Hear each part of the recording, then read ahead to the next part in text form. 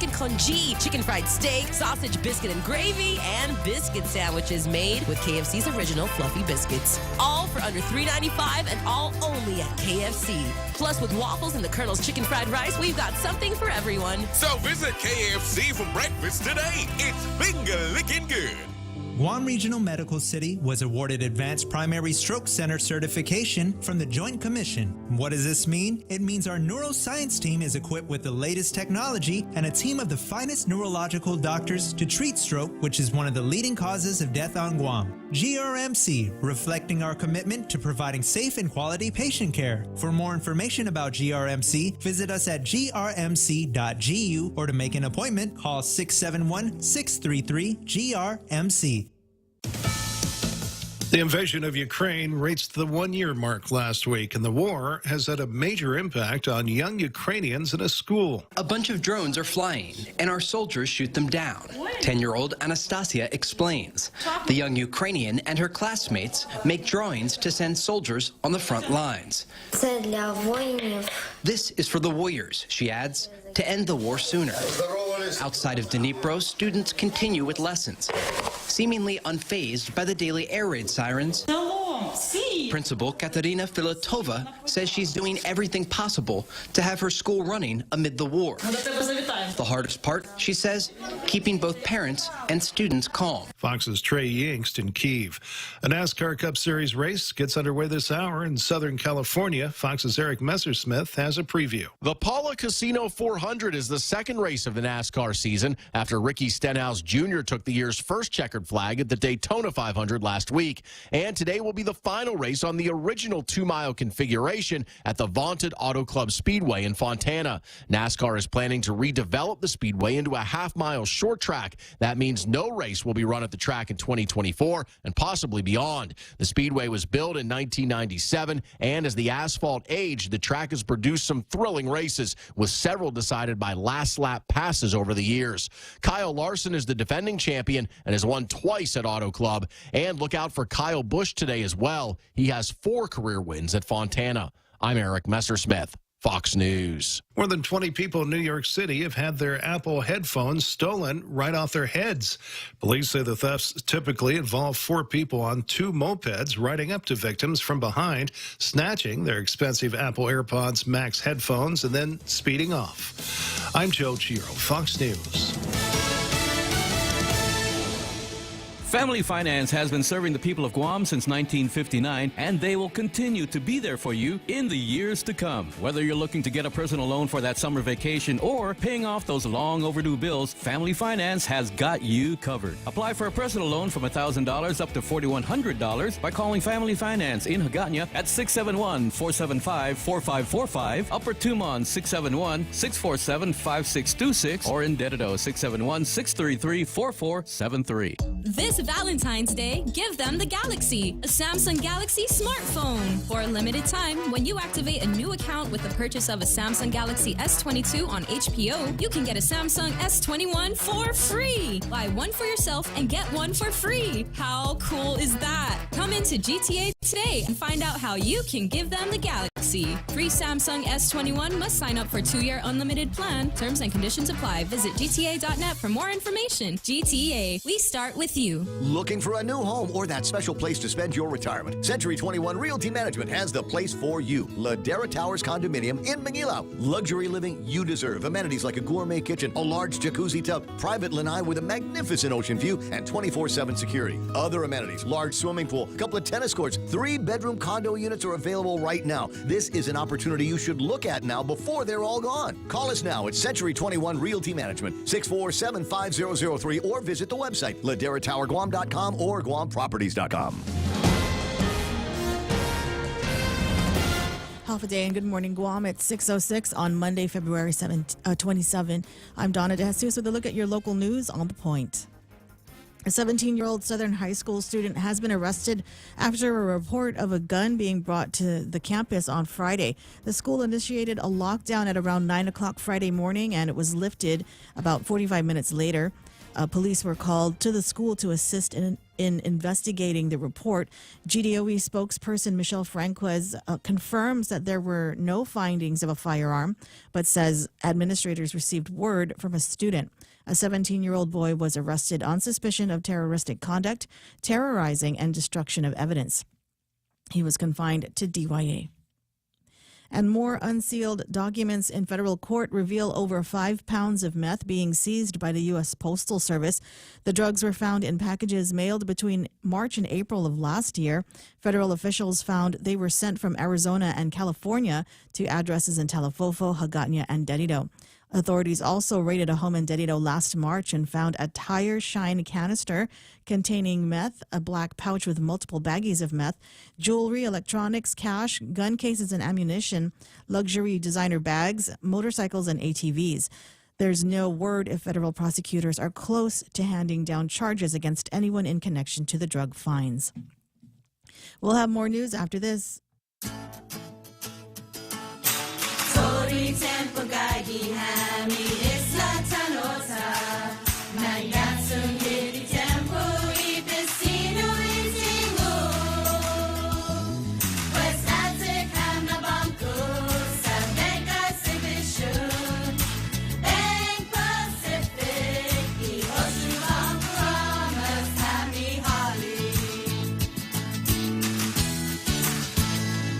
The AG's office announced on Friday that eviction notices are being served to homeless people living in encampments on public land and private property. This new homeless relocation initiative is starting with the encampment on private property across from the Micronesia Mall along Marine Corps Drive and Route 34 in Dedido, and they have 5 days to vacate the property. Chief Prosecutor Heather Zona says if someone refuses to leave, they are breaking the law, and there will be police standing by to make arrests. Lieutenant Governor Josh Tenorio says those living on the streets are being directed to the Dedido Farmers Market, where they can receive assistance from various organizations. Guam Homeless Coalition Chair Samantha Taitino has concerns, saying that with homeless shelters at full capacity with wait lists, there's no place to relocate them and they'll just pop up somewhere else. Last year's point-in-time homeless count survey reported 1,087 people experiencing homelessness. And GVB elected 4 new board members last Friday out of the 7 nominees. Paula Monk from United Airlines, George Chu from Tan Holdings, Joaquin Cook from Bank of Guam, and Jeffrey Jones from Triple J Enterprises grabbed the most votes. These members will serve 2-year terms, which start immediately. The board of directors is expected to meet shortly and help steer the island's tourism recovery from the pandemic. Prior to voting, GVB President and CEO Carl Gutierrez addressed the general membership, calling on them to move forward from the issues that happened at the Bureau the past months and to move the tourism industry forward. And those were your top stories right here on The Point. Now here's Ray with your weather. There's a bill moving through Florida that if it's passed, they won't let dogs stick their head out the car window anymore. So I say I'm just saying, you know, everybody losing their minds over the caning bill and the sans serif bill that Will Parkinson had over at the legislature, and the vaping thing. There are other lawmakers in other parts of the country that likewise maybe have solved all of the other problems and have decided that the biggest criminal acts out there are people who let their dogs stick their head out the car window while they're driving. What if they're buckled? You know how they have those dog seats? Well, no, they're going to mandate that. They will mandate that. Yeah. So that's the other part of the bill here is number one, you can't let your dog stick its head out the car window, and it must be either in a carrier, in a type approved carrier, or some kind of a pet seat belt.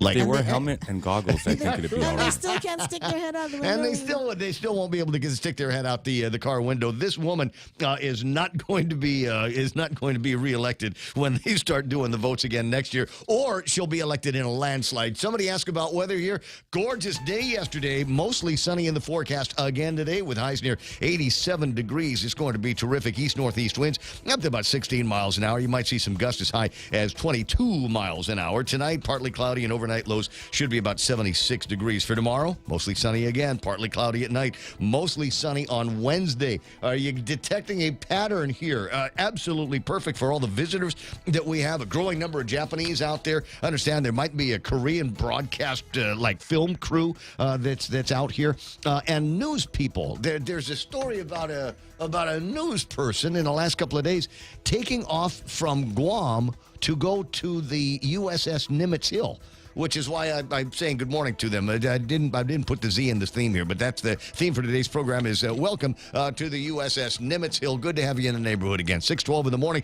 What have I got for sunrise? It's 6:38. Sunset tonight is going to be at 6:29. Heat index going to make it feel like 92 warm degrees. There it is. News and weather together brought to you by Bank Pacific. Banking on the Pacific for 68, almost 69 years. Since 1997, Island Eye Institute has been committed to your family's eye care needs. From its beginnings, Island Eye Institute has recognized the value in incorporating state-of-the-art technology into personalized care and a commitment to excellence. As Guam's complete eye center, our specialists offer their expertise in glaucoma, retina, cornea, LASIK, cataract, and diabetic eye disease. Island Eye accepts Select Care, Net Care, Take Care, and Stay Well. Call us at 637-2020 to schedule your appointment today. We're located on the second floor of the Baltesh Pavilion in Tamuna. Unified Communications, UC, is the next step in a business phone system. Introducing Docomo Pacific UC, your business phone, instant messaging, video, voicemail, fax, and more, all unified on one platform and delivered through the cloud. Merge your desk phone with your mobile device. Turn voice calls into video conference. UC reduces phone costs. UC boosts productivity. Work better together with Docomo Pacific UC. There it is, portions of the program brought to you by APL, American President Lines, a global presence with a local home, also being brought to you by Guam Regional Medical City. Not mail facility, Guam Regional Medical City. They are your healthcare partners. The Ray Gibson Show. Morning talk that matters. Call now, 888-TALK. That's 888-8255.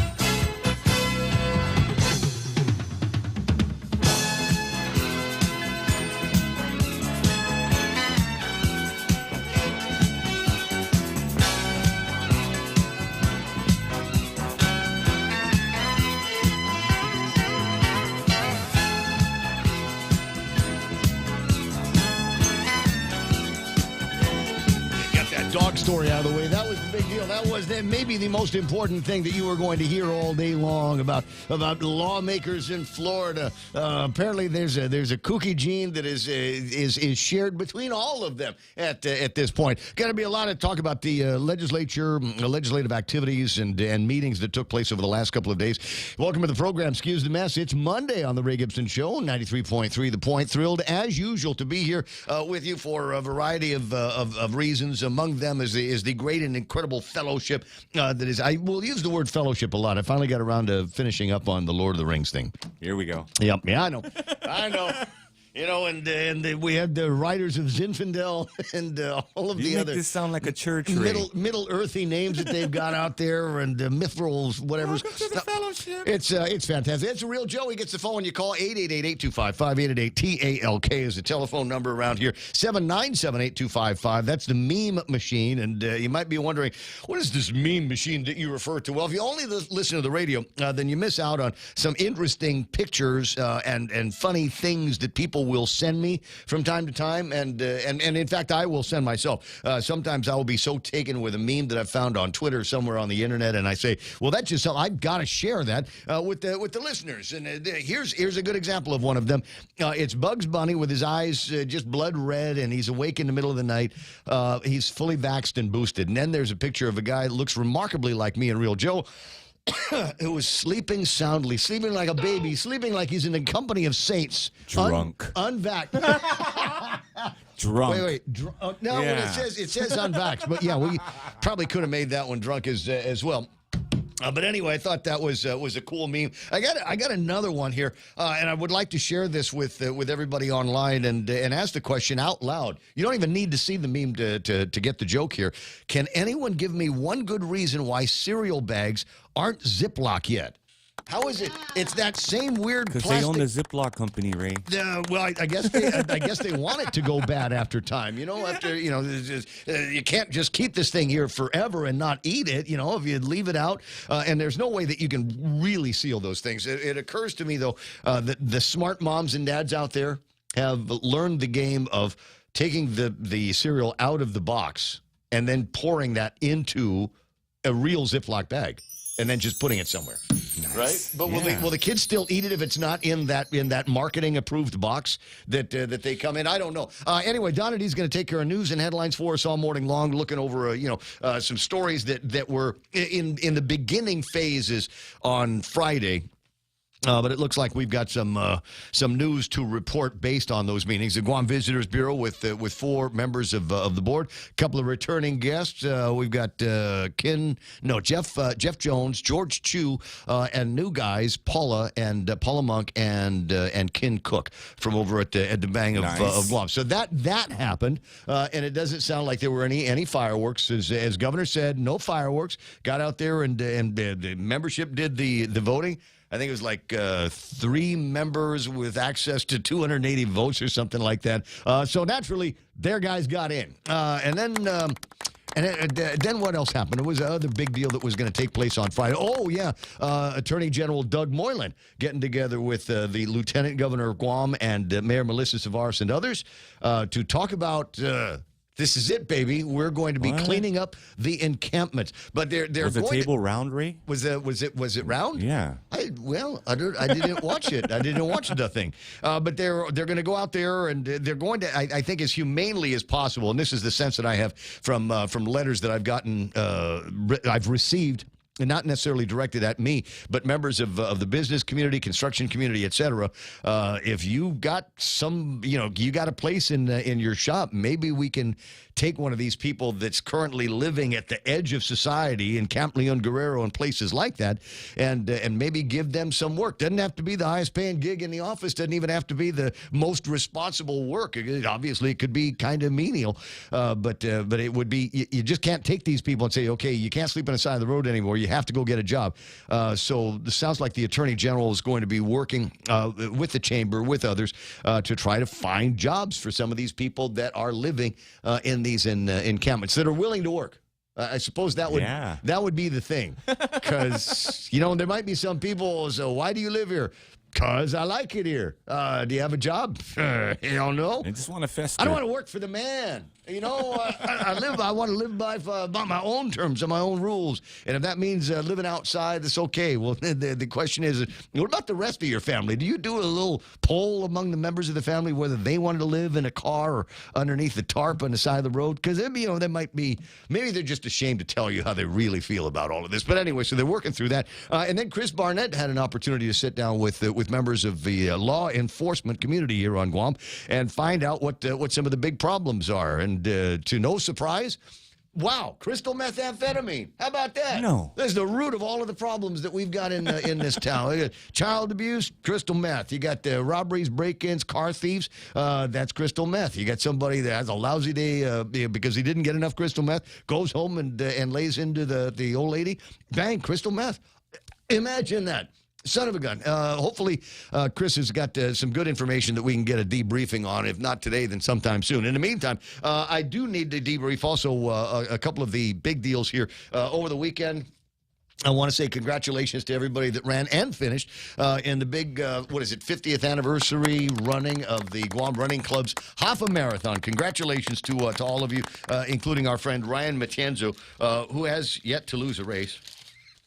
What do you like an hour and 16 minutes or something like that? And a couple of the top finishers. I'll get the names on the air before too much longer. But Real Joe was also in an athletic competition over the weekend. A little bit, one small one. Come on, tell me all about it.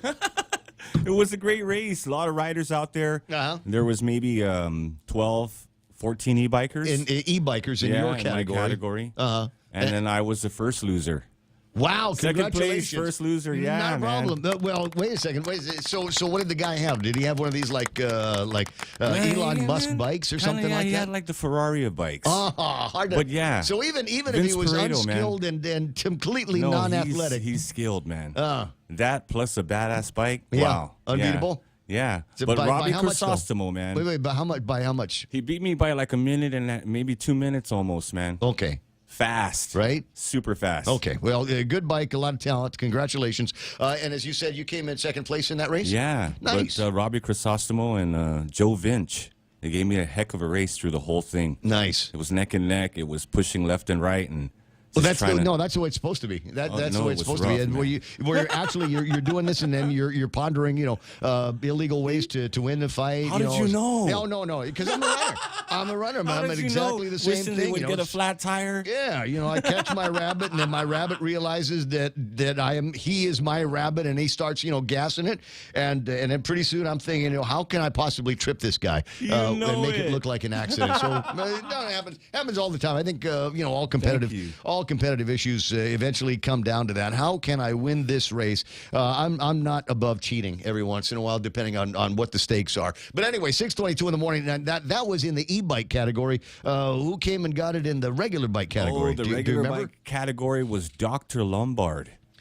He killed the course. Those Lombard people, yeah, I think they're genetically better than anybody else. I mean, have you ever seen them? I have, and they marry well, right? Yes. So, but it's just in the looking, kids all, great exactly. attitude. You just kind of look at them and go, these people were designed in a lab. And because they're so good at everything that they do. Yeah. Oh, what do you want to do? I want to be a doctor. Okay. Yeah, and I'll take a couple of tests, bang, I'm a doctor.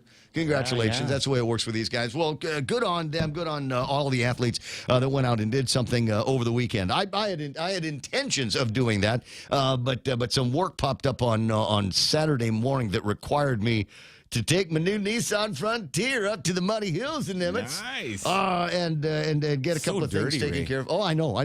You know what? As it turns out, the red dirt of Nimitz looks really good on that Frontier. Now, I'm not saying that it was by design, but it's a happy accident. And I probably shouldn't say accidents when we're talking about cars. But the real Joe over there, Donna D, did you do anything over the weekend? Did you some kind of prowess and skills were required? How'd that wedding go? Ouch. Oh yeah, it was great. It was super hot. Did they do it outside? No, but the chapel is all glass. So when you get in there, it feels like an oven. Yeah, it looks nice in the pictures. It looks nice. It's great. But everyone is sweating. Yes. And they make you dress up for those kinds of things, don't they? We have to wear a robe. Oh, God. So it's not only my regular clothes, but the robe over it. So. 6:24, but it happened. Everybody was happily married and a lot of pictures. Did they tip you? They haven't tipped for years. Wow, tight. Yeah. They used to. What's the subtle way of suggesting that a little bit of a gratuity might be popular with the folks? I think they tip, for example, like the photographers and videographers, because they have to follow them from when they dress up all the way to the beach. Correct. So, all right. Gotcha. All right. 888-825-88TALK, 6:25 in the morning. And there was one other big piece of news, and I'm sure the guy from the Post Canteen VFW up in Gigo is waiting for me to usher in that part of the conversation. Maybe, I don't know. I don't see his avatar on the screen yet. At any rate, we did get a winner. I say we like it's my money. It's like my contest. It's 93.3 The Point and the VFW bring you the Queen of Hearts giveaway. All we do is just talk about it because it's kind of a fun thing to play. But we did get a winner on Friday night. 6,400. Donna, you were there. What was the final amount? Do you remember? I didn't hear what it was. I just heard him yell Queen of Hearts after he picked card number 27. 27. Who had 27 in their heads, right? Wow. All right. And we never saw him again. We'll get the details on that. In the meantime, we got to say welcome aboard to all these sailors right here. Sometimes you want to go where everybody knows your name. Glad you came. You wanna be where you can see our troubles are all the same. You wanna be where everybody knows your name. You wanna go where people know people are all the same. You wanna go where everybody everybody knows your name. It's right here. It's right here. Everybody knows this, and they know us by our nicknames as well. Pork Chop. All I need to say is Pork Chop, and you know exactly who I'm talking about. She says, oh, I'm checking in here. That's Pork Chop, or one of our favorite balloon smugglers, beautiful Sarita Garin. She's not number one, though. Number one today is Rico Blancaflor yet again. Saying, and half a day, Dennis Benzer. And the gods of Wordle giveth, and the gods of Wordle taketh away. Yesterday, Dennis Benzer with a Wordle in 2, and today it's Wordle in 5. Way to go, DB. Yeah, it's just the way it works in the world of that terrible, terrible game. You know, over the weekend, it was what was one of the words they had over the weekend, and it was like double letter on a weird kind of, you almost never use, arbor. It was one of the words was arbor, like Arbor Day, like a tree or something like that. And it's a word that we never ever use around here. Although it is beginning, they're beginning. The very, very woke left now have a thing about tree equity. Have you heard that? No. Where they say that in places where there's more white people, they have better trees. Really? And more of them, as opposed to where people of color live, and they're saying there's just not we don't have a tree equity in these places. Yeah, this is a tongue. Kamala Harris. This is a big deal there. I'm serious. Yeah, we'll ship them some tangin' and some of that kind of thing. I got Bunker Menno online, MT Farron, Vince Delgado, Bill Petit, and Doris and Doug Mitchell. Good to have you online there. Henry Manglotnia checking in. So is Brendan Fausto saying, "Let's go on the way, Brett." Jerome McDonald, weather report from California over the last. Boy. Can you imagine? These guys were like under winter watch or something. Virtually all of the west coast of the United States, from Keena McCausland's place, where her and Brian B live, straight on down 5 and down into California, where the temps went crazy. California sustaining several bruises after wrestling Mother Nature's stormy punches. Chances this late evening, California prepares for the next round of moderate, strong winds, snow, and rain. Today's temps, low 50s, low 40s at night, humidity 59%. Good morning, Ray, Donna, Real Joe, and Jerry Roberts. Good to have you online. And thankfully, we didn't have to put out a all points bulletin for you. Yeah, man. Like they did for Brian.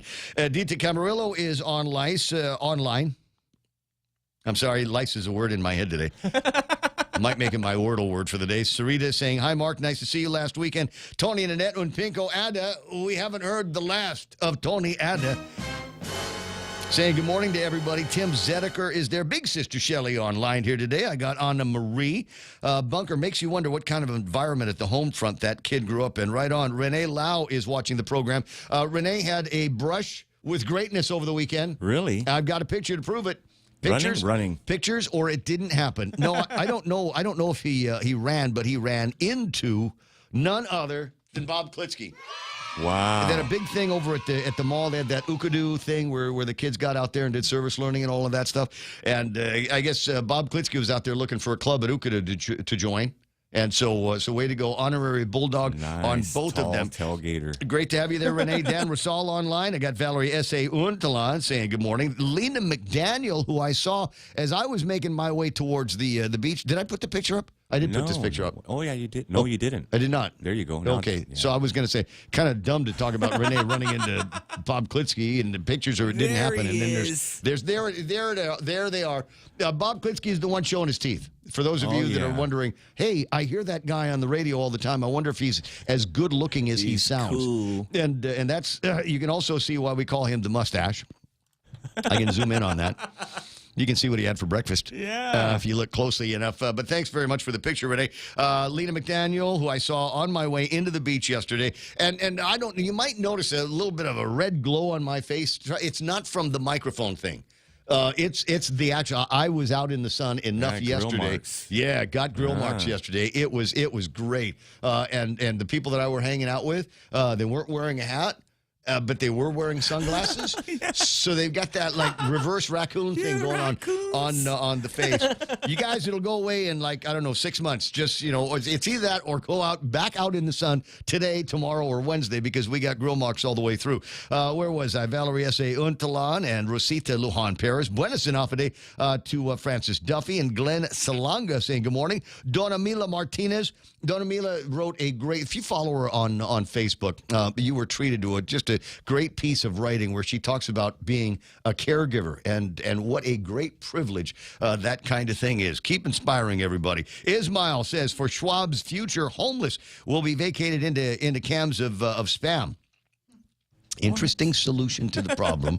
But I don't know if we want to head off in I'll that take two. direction, right? Valerie says, okay, don't forget, bring your own pen, says Valerie.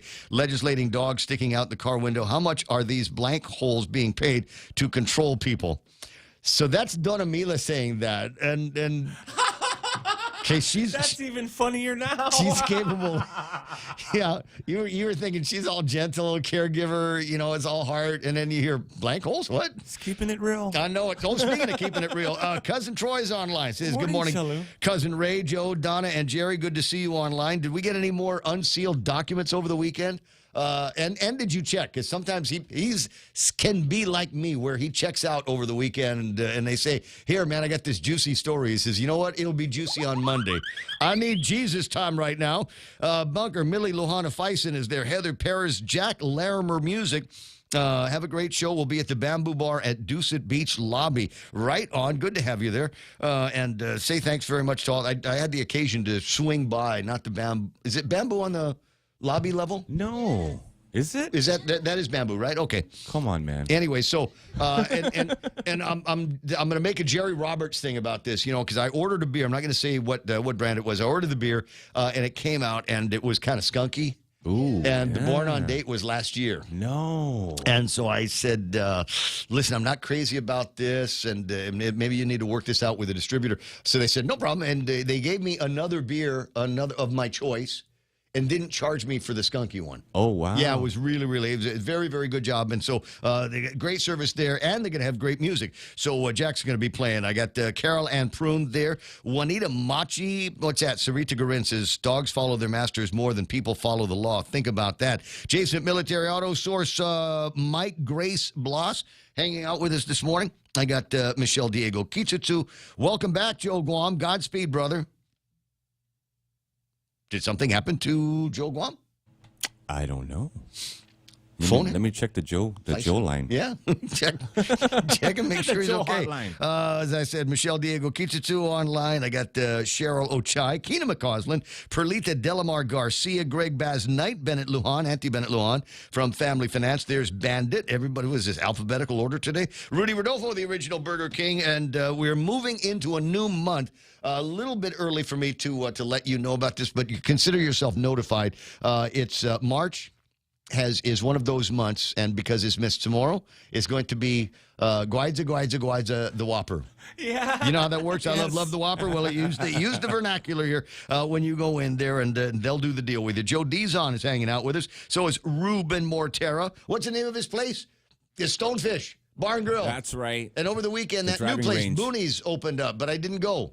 I've never been there, man, but I heard about it. Yeah. Well, I can't tell if they're open or soft open or what, because I'm seeing pictures, and they're like pictures of people inside, but I don't know if it's like, hey, we're just testing out the Dave and Buster's toys that they've got there for grown-ups, I gotta go there, or man. whether they were actually open. I know for sure that I think March 1st is. I can't say that. I know for sure. I think March 1st. That doesn't sound very positive, does it? No, 80% of the time, 100% of the time. Right. If ever. Jeff Colburn is there. What's that, Bunker? They run for a living and work as doctors for fun. Absolutely. Talking about those guys, what do you call him again? The doctor that beat you in the race? Oh, he's an optometrist. Yeah, right. What's his name again?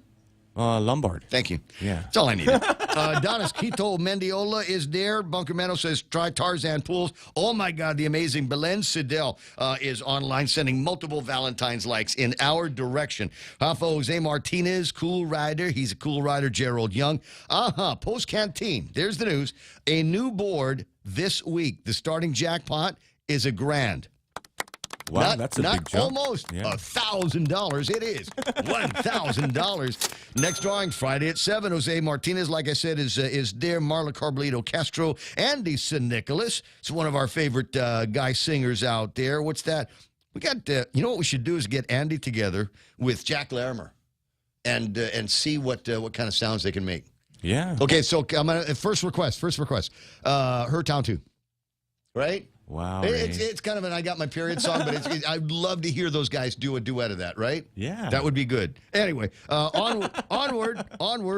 Suzanne Topazna Bashkusa, Richard Leon, the hot sister of the program, Pam Duval online. What do we got? Lighting candle for prayer gods at Public Health and fire to pass. Just a little bit more here on the inspections over at the Crown. B-Man Dennis Larson online. I got Nate Horn checking in, and so is Rowena Wen saying hello, Guam. Have a great day. Now, Wen sent me a thing last week. Remember, I was waxing. I was wordsmithing on how that Libugan lookout. Up on Nimitz. Yeah. Again, happy welcome to Guam, USS Nimitz Hill. But anyway, so I was lamenting about how I thought I'd seen somebody up there that was dumping trash. Yeah. Anyway, so she sends me a note last week. She says, Libugan means nasty, nasty in Tagalog. Oh, wow. Hey. Thanks for the lesson. Right? Now I know why we like it so much out there. But remember, the next time that you pass by, it's the Libugan Lookout, and it means nasty, nasty in Tagalog. Hey, you know what? What are some of the other fun words that we can sprinkle in? Between you and Army Lynn and Sarita, we ought to have the complete vernacular of naughty words that we can drop in there that will make all us Filipinos just giggle like Beavis and Butthead. Hey, they're using that word, and the FCC can't get mad at them because it's not one of their 7 dirty words. 6:38 in the morning. As I say, when we've got lots to get to, there's lots to get to in today's program, and we'll get around to doing some of that before too much longer. You got some more stuff, and like I said, 888-8255 for voice calls. You want to send me something on the meme machine? By all means, that number is 7978255. Speaking of Army Lynn, one of our favorite balloon smugglers, she says, heard your first tree bar was a Tautamona tree. Yuck, yuck. My bro Andrew sends his hello. He listens to The Point all the time. Great to have you there. And another brush with greatness for me. I put some gasoline in a car on Saturday morning. And I went to the Shell gasoline station up in Barragata and met Kyler Diego, who said, my mom and the first thing, I put the gas in the car, bought a 12-pack of beer. Because, don't judge. But anyway, so I'm there, and Kyler says, are you the guy on the radio? I said, yeah. Are you Ray Gibson? I said, yeah. She says, oh, my God, my mom and dad listen to you all the time. Yeah. And I said, well, do me a favor. You write down somebody's name so I can do a shout-out. So Kyler Diego at the Shell Barragata wants me to do a shout-out to Mom, Martha Toves. Wow. Who we mention all the time when she's online. I don't know that she's there right now, but Martha Toves is generally always got the radio cranking here, and I want to say thank you very much. And thanks, Kyler, for just looking so good on a Saturday morning. Great sight for sore eyes. 6:39, and is it time for our first big look at news and headlines from Donna D? That's what the thing says, right? All right, well, let's roll into it. Music's playing in the background. It's too late now, Donna. What happened? It's been 1 month now since Jason Susuiko's body was found badly decomposed in a jungle area off Route 15 in Jigo, and detectives are still searching for a killer. Police Chief Stephen Ignacio admitted Susuiko's homicide was pushed to the side as investigators were working to solve recent robberies. Last week, Ignacio said finding Susuiko's killer is a priority. Meanwhile, after being shut down due to complaints of bugs in the food, Denny's in Tamuning has reopened. Public Health gave the diner a D rating after finding numerous violations. The restaurant had to pass a follow-up inspection in order to reopen. Yesterday, Denny's was open and operating and had an A rating posted on its front entrance. And if you didn't gas up over the weekend, you may not have noticed that the price of gas has gone down a little bit. As of Friday night, the gas prices went down by 10 cents for regular grade fuel to $4.95 a gallon. Mobile and 76 Circle K initiated the changes. Guam gas stations typically reflect the same prices within a day of price changes. And those are your local headlines on The Point. Now back to Ray. No, let's change it. It's a Mobile gas station. Moby. The Moby gas stations. All right, 20 away from the top of the hour. Coming up, we'll take a look at what's happening in traffic and take a look and see if we can find Optimus Prim here this morning. Be right back. Join us at Mezcla Chamorro Fusion Bistro and see why they've been crowned Guam's best Chamorro food restaurant for 9 consecutive years. Experience Chef Peter's candied salmon over scallion coconut rice, octopus tenactac, Chamorro platter, and their award-winning gourmet burgers. Or if you're looking for something healthy, try their keto-friendly menu. Come and enjoy Mezcla's half-a-day service at their Hagåtña location from 11 a.m. to 2 p.m. for lunch, 5:30 p.m. to 9 p.m. for dinner, or 10 a.m. to 2:30 p.m. for their famous Sunday brunch. From the largest healthcare network in the Philippines, the Medical City and Guam Regional Medical City bring you world-class healthcare through the Medical City Referral Office. Get access to a diversified portfolio of services and highly trained medical staff during your stay in the Philippines and continuity of care in Guam. If you are looking for a partner on your journey to wellness, take your first step with the best in the Philippines and in Guam with the Medical City. You may visit them at the Rang Care Building in Tamuning or call 645-5645.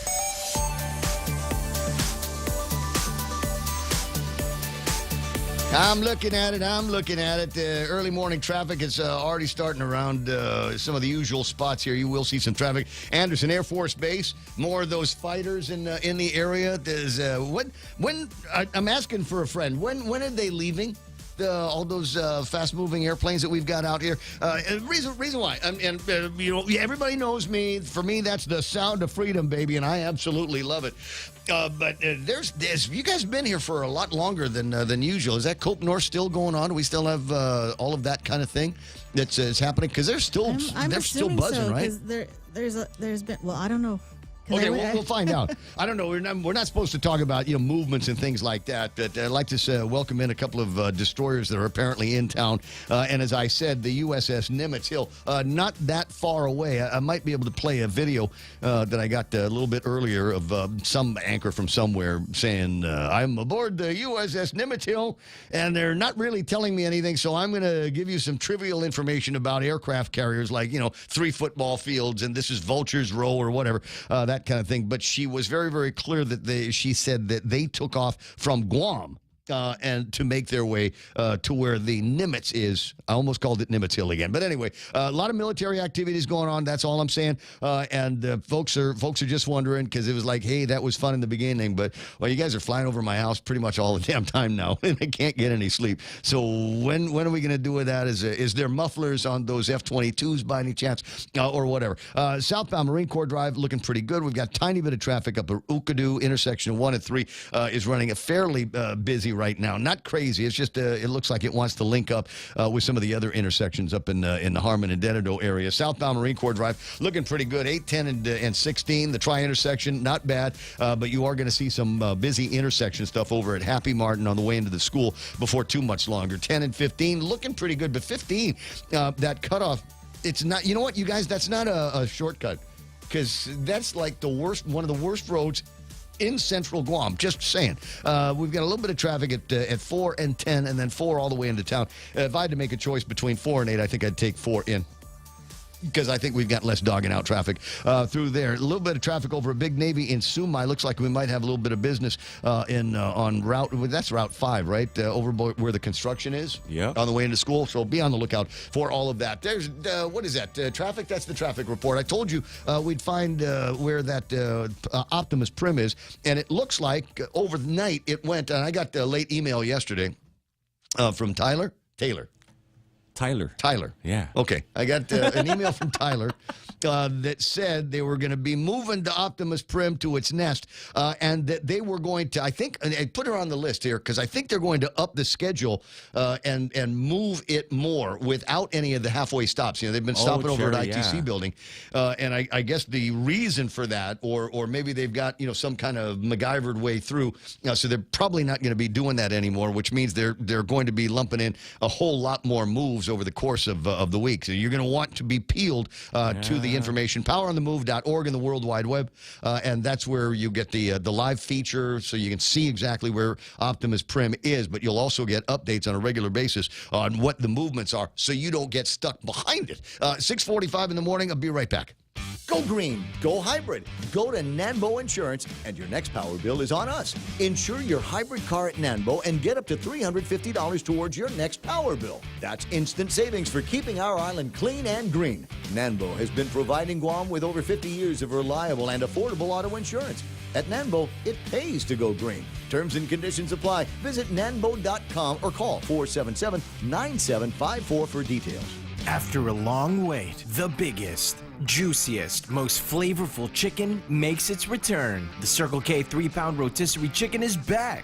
Get 3 whole pounds of perfectly seasoned chicken for all your family feasts. And for a limited time, pick up a rotisserie chicken and a Pepsi Family 2-liter soda, the perfect dinner combo, for only $19.95. Available at select Circle K stores. Swing by and take yours home today. Circle K, take it easy.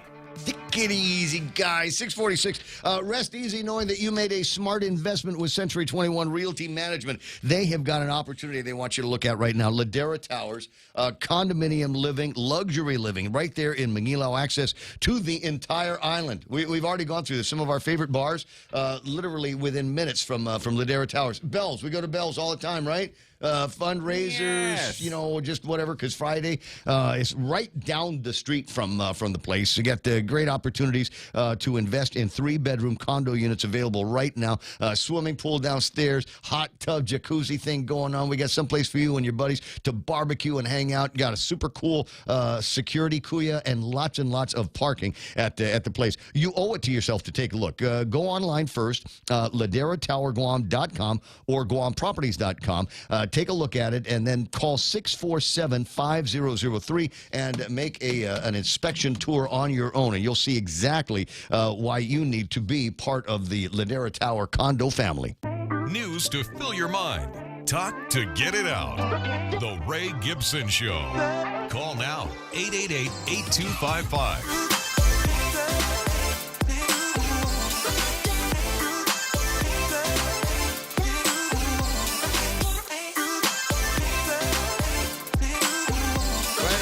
All right, we'll hear from Eric, the Eagles boss, Doug Moylan, in just a little bit. See what's going on with him. Rather busy on Friday working with the Lieutenant Governor and Mayor. Get that on the air. Hey, look, Nate Horn's online. So is Richard Leon, James Bondo, Vici D. Monri saying good morning, Guam. Maganda Paul, always nice to see you. Ken Brown out in California checking us on the Facebook side. There's Patrick A. and Martha Tovis saying thanks, Ray, Real Joe, and Donna D. They're referring to us as the Holy Trinity of morning radio. Hold on. Well, hold on. Okay, thanks very much.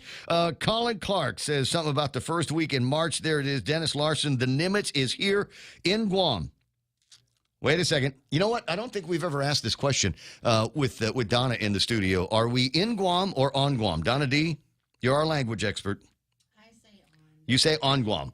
All right, not because but they go, yeah, but you don't say you're on California. I like it. Are you on Hawaii or are you in Hawaii? But I don't know. I'm with you. I always feel like we're on Guam. Dorothy Jesus is saying hello to everybody. So is Brendan Fausto talking about his 60 days of Lent. Ooh, that's uber Catholic. I don't know if I can handle that. 10 away from 7 o'clock in the morning. As I said, the Attorney General, Doug Moylan. Doug Moylan. He's the toughest AG on crime. Doug Moylan. 6:49 in the morning. I don't know if this is going to turn into one of those Robert Underwood carrot and stick editorial conversations, but I do have my favorite Attorney General online. Good morning, Doug. Good morning, Ray. Hope you had a good weekend. Now we've got the jingle and it says you're the toughest AG on crime, which is exactly the way I want it. I'm delighted that you've got a car thief, an alleged car thief, behind bars, and we're able to convince the judge to leave him in the pokey until he can come up with $50,000 in cash. Because otherwise we know what's going to happen. He's going to get out and he's going to go and continue to reoffend and be a problem for us. At least now folks in Telefofo can rest a little bit easier knowing that whoever whoever it is, they think we've got the guy that's been breaking into cars and trying to steal them. Having said that, though, I want to point out that there is a very humane Doug Moylan. It's not that you want to round up all the people that are in these encampments. You want to advise them that you can't stay here, but we want to help you get a job. We want to help you get situated so that you don't have to live out in the streets with your family. Tell me about the meeting on Friday. The idea is that the joint effort from the Lieutenant Governor, the Mayor's, and the AG's office is to relocate them, right?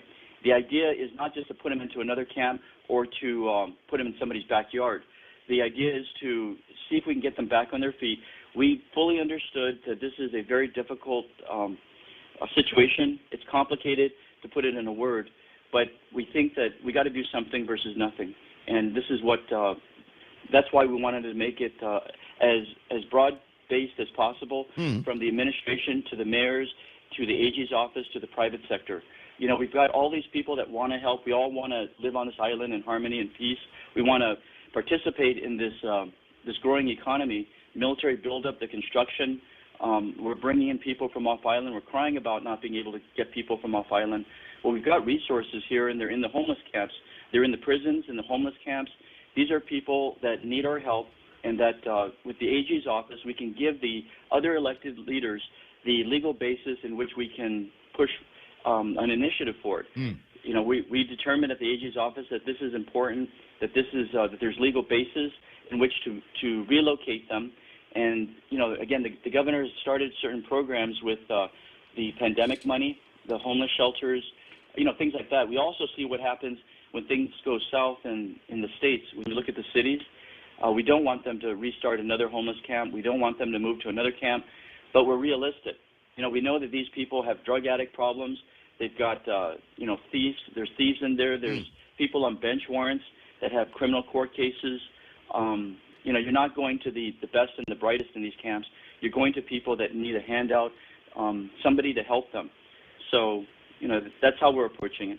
As I said, I think it's a very humane approach, and I hope that all of the right people are going to be in there for all of the right reasons. I received a couple of emails that you had sent copies to places like the Chamber of Commerce, etc., looking out at the membership there, saying, listen, if you guys need some employees, you might be able to find one or two as we start to clear some of these places. Not everybody has got a drug issue. Not everybody has a mental health issue.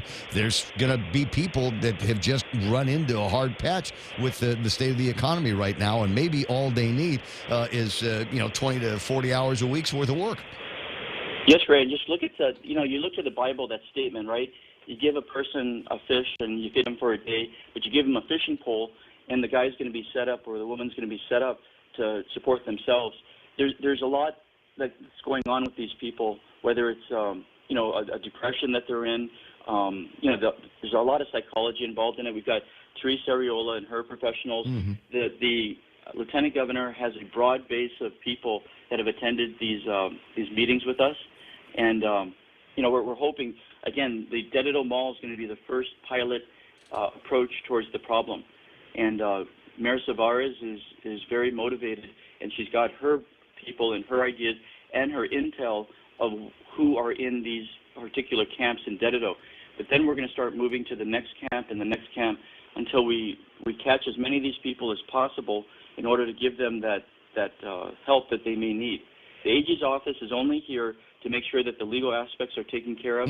We're also contributing our attorneys and our staff to do the wraparound, put their minds and their brains around this issue, provide as many options as possible to other elected leaders. So, that's where we're coming from. I appreciate that, and it ties in many conversations that we've had before about maybe even relocation. If we got to get you out of town because it ain't working for you, maybe find a way to get you on an airplane to some place where you're going to be better situated to live within the confines of those communities. One other issue that pops into my head this morning, one of the stories that I read in one of the newspapers was talking about, in fact, Donna did the story in one of the newscasts just recently, a student at Simon Sanchez High School. Was it Sanchez? Southern High School. And they had to go into lockdown because they heard there was a gun on the campus. A teen was taken into custody. And this joins in with other stories that we're hearing more about, where we've got students that are involved in criminal activity, some of them on campus. And I'm curious as to, the juvenile arm of the Attorney General's office. What will you be working to step that up? We have, Ray. If you look at the curfew violations release that we did, I recall. That is specifically on the JD cases. They're called juvenile delinquency. They're sealed. They're family court cases. People don't hear much of them. That's why we were doing that safety net to tell parents and business owners, tell us about these kids, because we're going to be rounding them up with the police department, and then we're going to process them through the family court as needed. We're trying to help them first, but again, this gets to a bigger place where the family home is, there's problems in the family home with CPS and so forth. So we are going after the juvenile delinquents. The case numbers are going to go up because we're addressing it. These kids are the source of many of our problems, from the cars being taken to the schools being broken into to everybody's homes getting something taken from them. So, and we can charge these people on the adult level also if they meet the standard. And that is what the AG's office is doing if juvenile court is not helping to resolve their issues. We will charge and have charged these minors as adults. So, it goes to that protect the crime victims, punish the guilty, and then create that deterrence effect. What about linking? Are there laws that link juvenile criminal activities to their parents? Yes, there are, and that's where the CPS gets involved, because many times the parents are either meth heads or they just aren't being good parents by letting their kids run around and hurt us out there. You also have the situation where you have adults that are manipulating the kids, so that you've got some cousin or some friend in the background that's an adult and sending the kids in, let alone the drug paraphernalia in the schools. It's usually some sort of a person on the outside that's sending the kid in with the marijuana or unfortunately, the meth we're trying to detect. And hence the dogs. We're trying to get the dogs into Guam so that we can go to the schools. Start going around to school is going to be unpleasant as hell, but I think if it sends a message to the young people that the older people literally are watching out for them. 6:58 and change. Doug, I appreciate your time. Appreciate you working with Lieutenant Governor and Mayor Savares. Maybe we'll talk with one of them before too much longer and get their sense of what the next steps are going to be. The notice has gone out. The residents of those encampments now have just days to quit themselves from them. So we hope that they take that in stride and follow along with the guidance that this government has the resources to commit to them. Yes, sir. Thank you, Ray. I'll talk to you pretty soon. 888-8255-888-TALK. Dennis Larson, the B-Man, says the Nimitz is in town. Let me see if I can get a little bit of a word from the deck of the Nimitz. This came on. What is that, a destroyer? The Nimitz? Yeah, it's the an carrier, carrier, bro. Okay, man. That's a projection of American power wherever it goes. Listen, if somebody is that a Reagan class? If somebody looked at Reagan or Trump the wrong way, what do? Send the Nimitz. That's what we got going on. And it's around here. Nora O'Donnell with a quick report from the deck of the USS Nimitz. Broadcasting live aboard the USS Nimitz. And while we can't give you our exact location, we can tell you we are here in the western Pacific Ocean. We landed here just moments ago after boarding a C-2 Greyhound in Guam and landing on the deck of this massive aircraft carrier that stretches nearly 1,100 feet long. That's more than 3 football fields. And about this exact location on the ship, it's called Vulture's Row. It is a viewing platform high above the flight deck where the crew and others can observe the flight operations below. Wow. She got to go, and I've actually done that. I was aboard the Abraham Lincoln when I had an opportunity to fly out just like she did in the chairs facing the wrong direction. What a time that was. I'll bore you with details later on. Right now, it's 7 o'clock in the morning. We're KUSG. I got you 93.3. This is The Point. Peak is best. Here it comes, Fox News. Picking favorites. I'm Joe Chiro, Fox News. Both parties are already making their preferences for presidential candidates known in a new Fox News poll. The new poll shows former President Donald Trump still a big favorite over Florida Governor Ron DeSantis for the GOP nomination, 43% to 28%. The former president gets the nod among those without college degrees. Governor DeSantis is preferred among the college-educated and those who feel President Biden's election was legitimate. Among Democrats, 53% indicate they want someone other than President Biden to run next year. Fox's Gernal Scott in New York. A ceremony was held in New York City today commemorating the 30th anniversary of the World Trade Center bombing.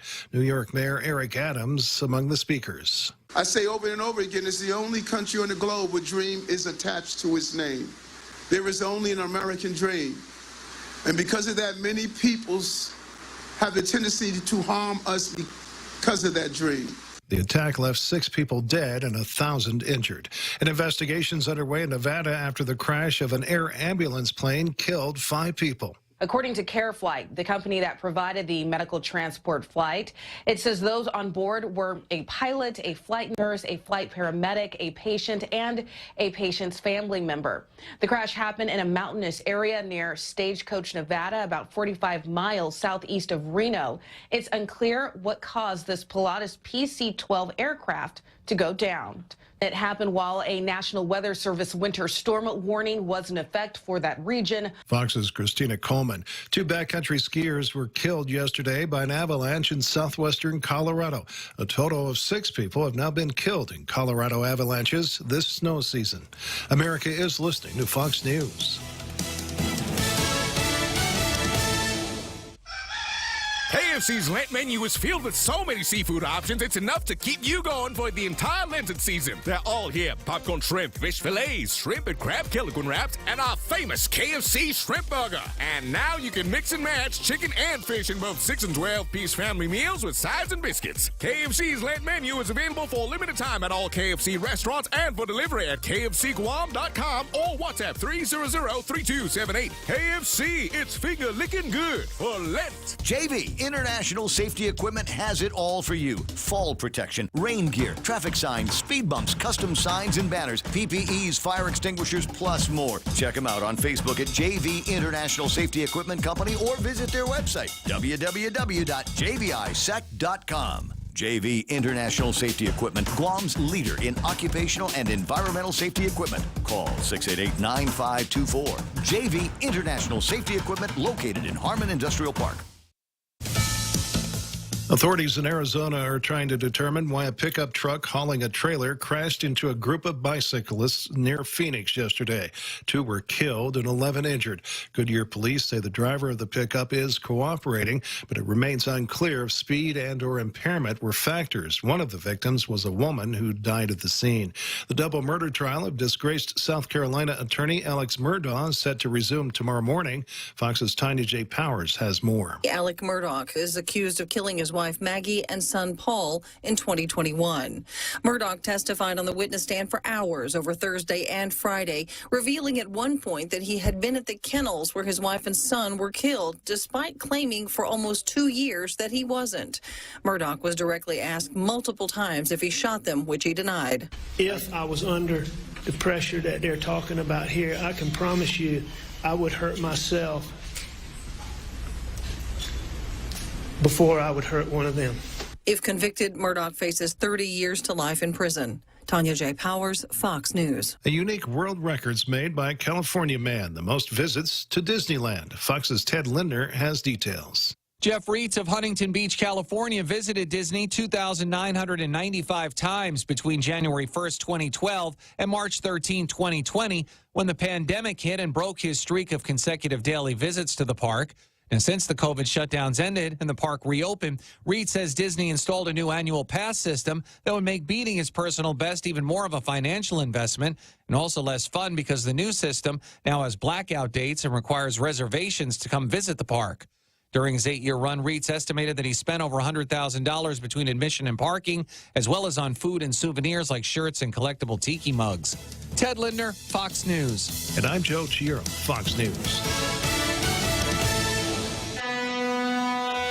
Hoffaday, this is Severina. Here at APL, our expertise and extensive network can help you grow your business and reach out to more global markets. As a responsible carrier, APL is also committed to a sustainable future, whether it's protecting the environment or investing our efforts in giving back to the community. Our dedicated teams in Guam, Saipan, and on U.S. mainland are here to support you. Call 588-4651 or visit www.apl.com. Go green, go hybrid, go to Nanbo Insurance, and your next power bill is on us. Insure your hybrid car at Nanbo and get up to $350 towards your next power bill. That's instant savings for keeping our island clean and green. Nanbo has been providing Guam with over 50 years of reliable and affordable auto insurance. At Nanbo, it pays to go green. Terms and conditions apply. Visit nanbo.com or call 477-9754 for details. Join us at Mezcla Chamorro Fusion Bistro and see why they've been crowned Guam's best Chamorro food restaurant for 9 consecutive years. Experience Chef Peter's candied salmon over scallion coconut rice, octopus tenactac, Chamorro platter, and their award-winning gourmet burgers. Or if you're looking for something healthy, try their keto-friendly menu. Come and enjoy Mezcla's half-a-day service at their Hagåtña location from 11 a.m. to 2 p.m. for lunch, 5:30 p.m. to 9 p.m. for dinner, or 10 a.m. to 2:30 p.m. for their famous Sunday brunch.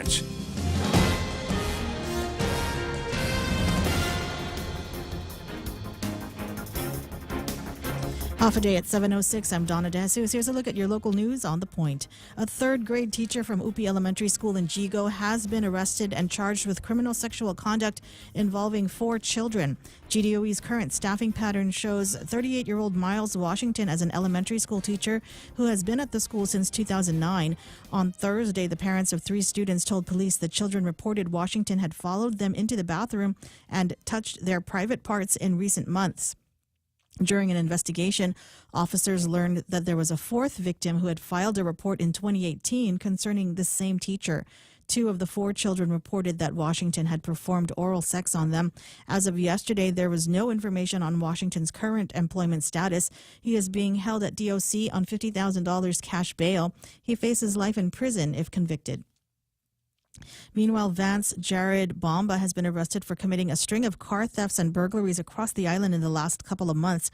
On January 25, a man from Talafofo told police that he let his son take his car, but it was never returned. Officers later learned that the son had lent the car to Bomba. On February 3, in Inarahan, a woman rolled down her windows and went into her home, which gave Bomba enough time to enter the vehicle and take $60 worth of items. That same day, a woman in Dedido said items in her car were taken, and a man told police his car was stolen.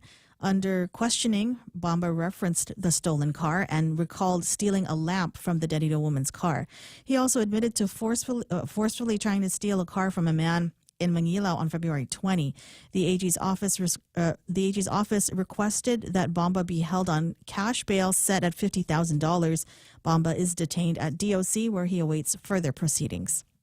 More news after this. For all your real estate needs, call the professionals at Hoffaday Realty. Jody, Saran, Libby, and Lolita, and they'll take care of you on every step of the real estate process. No worries. Just contact Hoffaday Realty at 588-4232 or 588-HOFFA or email them at hoffadayrealty@gmail.com. They're at 426 Challenge San Antonio, Suite 204 in Tamuning. Open Monday through Friday, 10 to 4. Hoffaday Realty for all your real estate needs. The Guam Small Business Development Center, or SBDC, will be conducting a workshop for individuals interested in developing and starting their own culinary business. The fundamentals of business plans, assisting in developing a food business idea into a well-designed concept, and rules and regulations of local government agencies that need to be understood before applying for a business license will be discussed during the workshop. Participants will leave with the knowledge and assets necessary to launch and manage a business.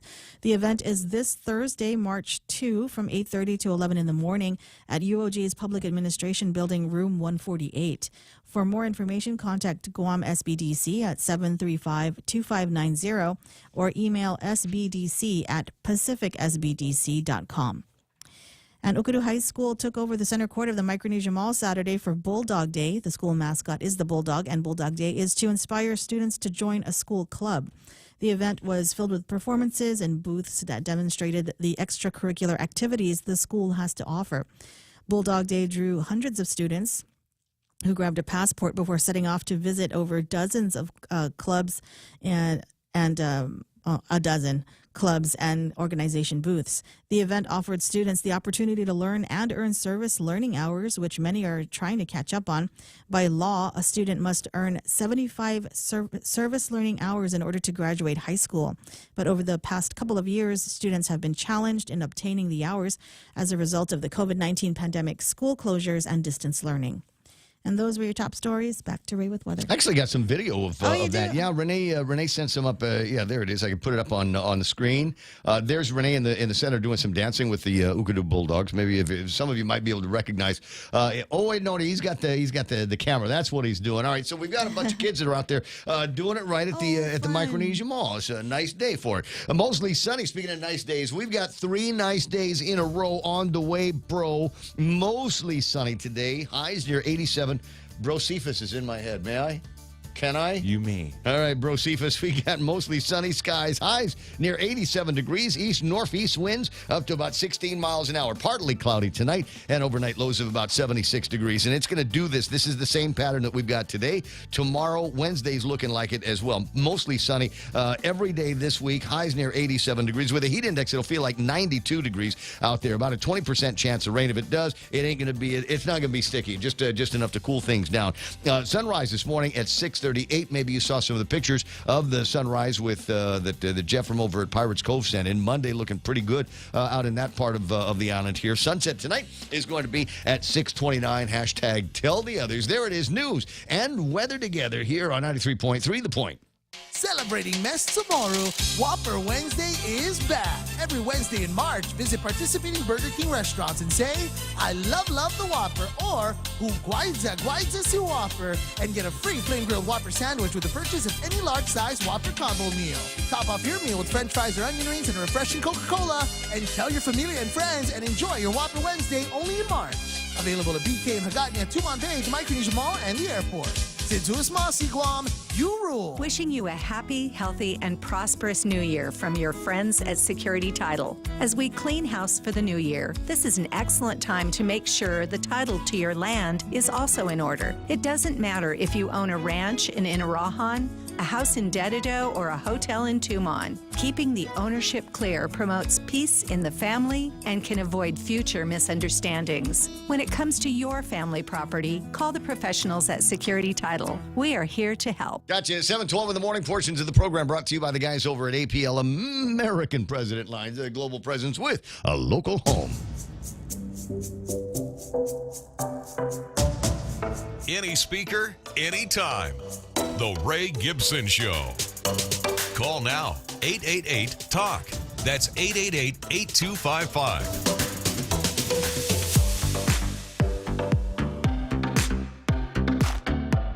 All right, 7:13, Ray Gibson Show. Until it's not going to be anymore. Jerry Roberts in the Extra Point coming up before too much longer. And an interesting meme here from Plain Boy sent in a picture of when music wasn't in the cloud. And it was a once upon a time that we would go to places like Mad Mel's. Gibson's used to have a great record department. So did Townhouse. And trying to remember the name of the girl that worked at Townhouse. She, I think, ended up over at Bank of Guam. But she was also, likewise, Townhouse. a pretty, yeah. That's where I bought my first Gus Zandol right? album. Hey, your Townhouse is open.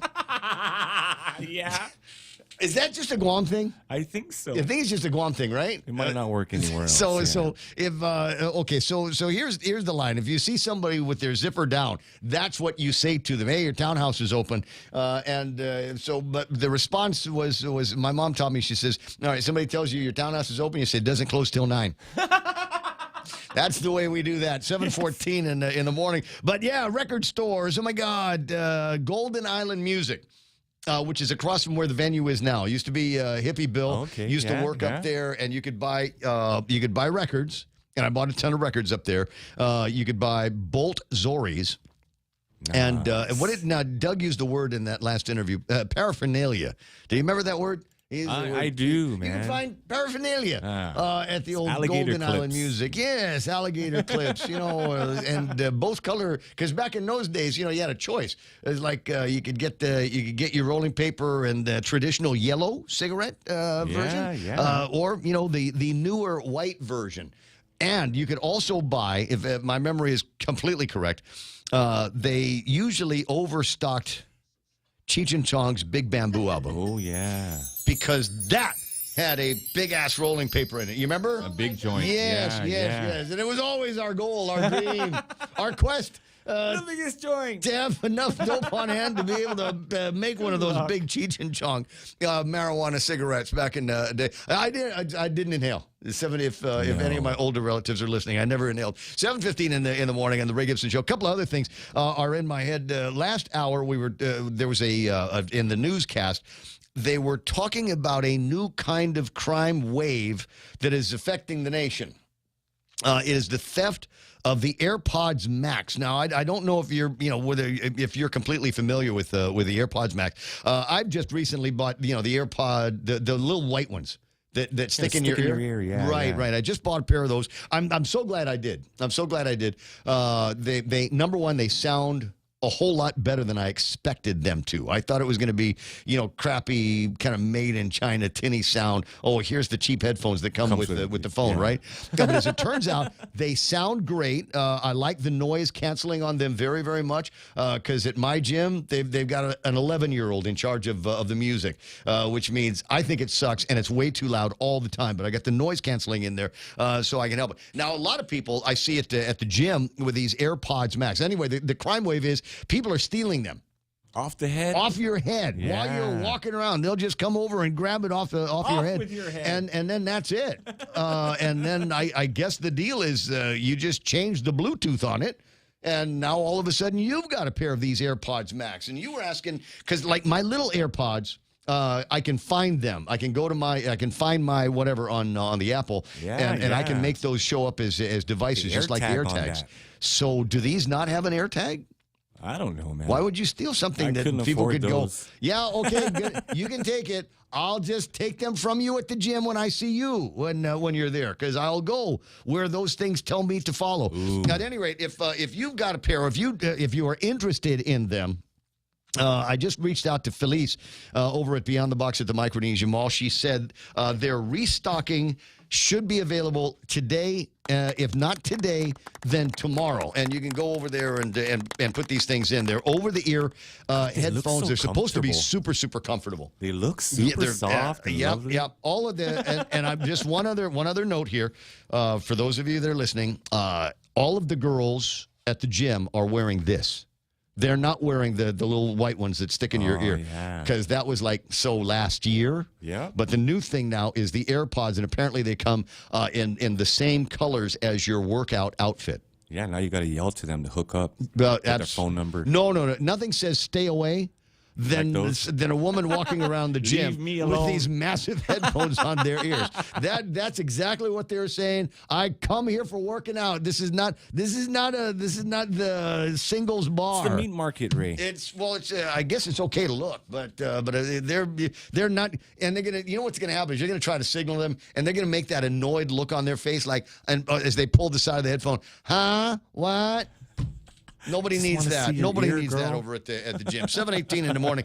All right, let's take a look at what happened on the market. I think I put some of the information. I did a refresh on this, and sure enough, there it is.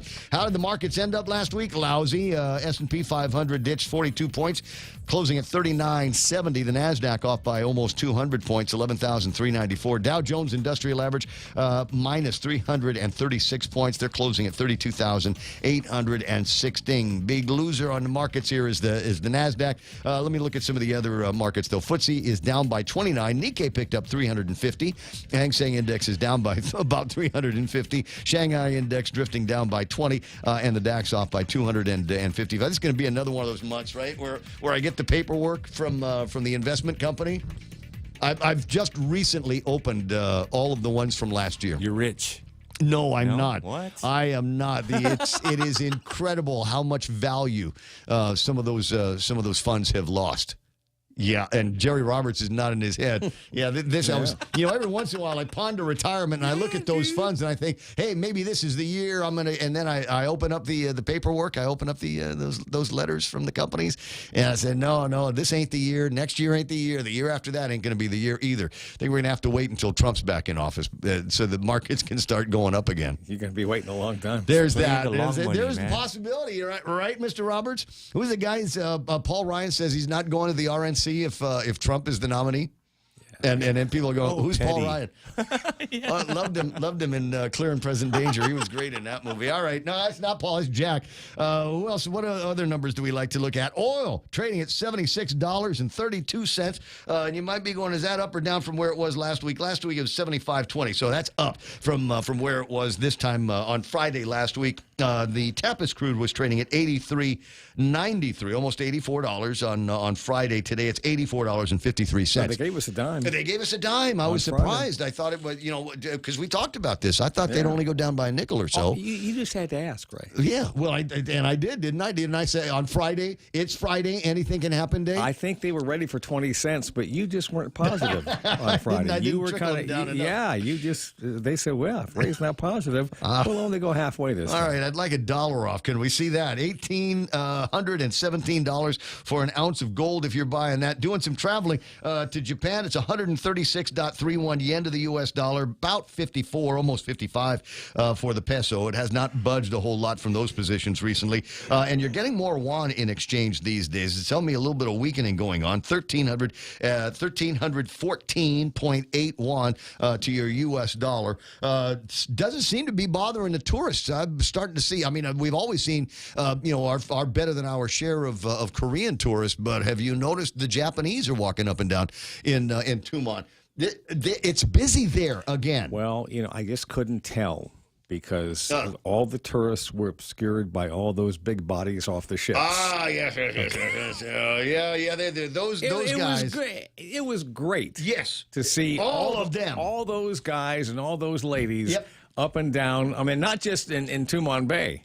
They were walking everywhere. Everywhere. And if my family and I weren't going in the wrong direction, I was going to give some of those guys a ride. Right. But it's pick them up, take them where they want to go. Sure. Well, otherwise they've got these guyoyos down in Tumon. They can ride those rental scooters that were recently installed down there. But I'm with you. My regular Friday night is goofing off with my friends over in Tumon on the bay. Yeah. And there was a time in my head, it doesn't feel like it was that long ago, where you go down to Tumon, it was like a private beach. There was you, and there's not another soul for 200 or 300 yards in either direction. And now, isn't it nice? Oh, yeah. Well, it's busier. There's a lot more eye candy for everybody to look at.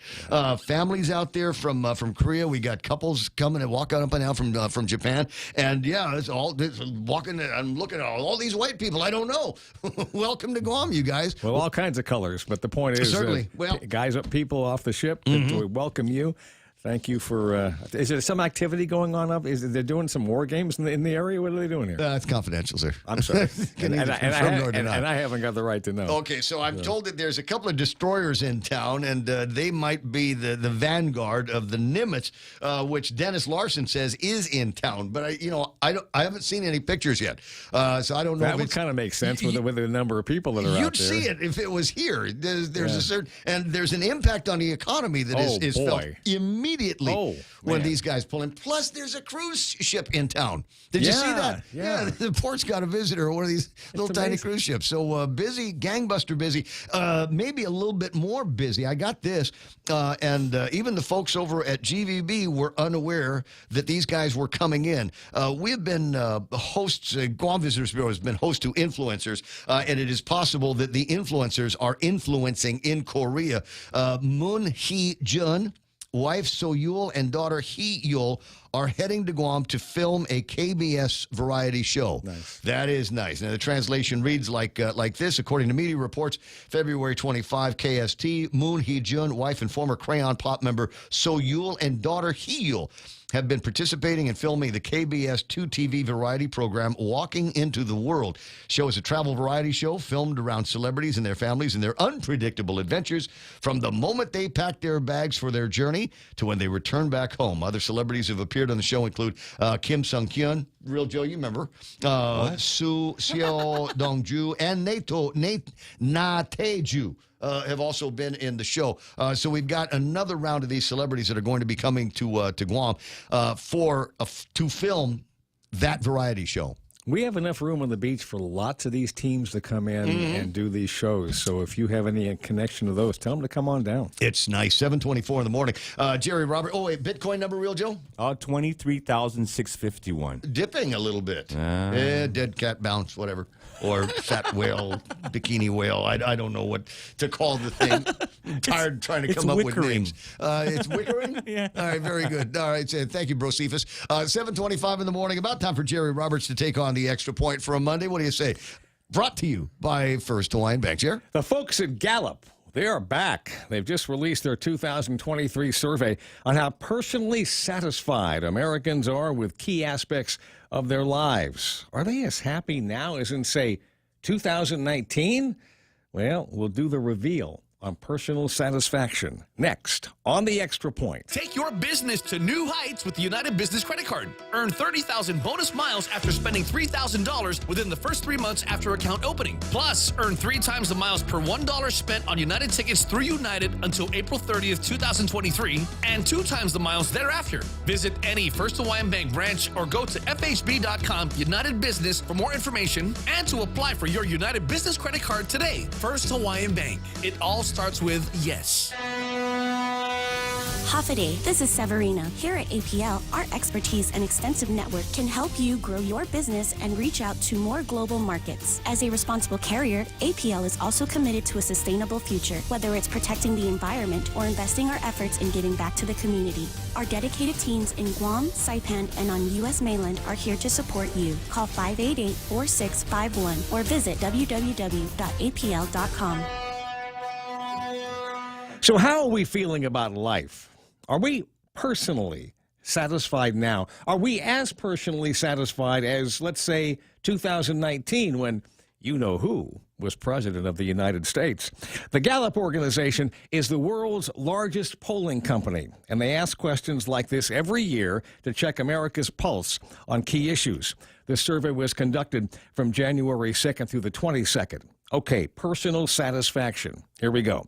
Gallup says that 83% of Americans are at least somewhat satisfied with their personal life, and that matches the historical average since 1979. Between 81% and 90% of U.S. adults are either very or somewhat satisfied with their family life, current housing, education, job, community, and personal health, while 71 to 77% express the same degree of satisfaction with the amount of leisure time they have.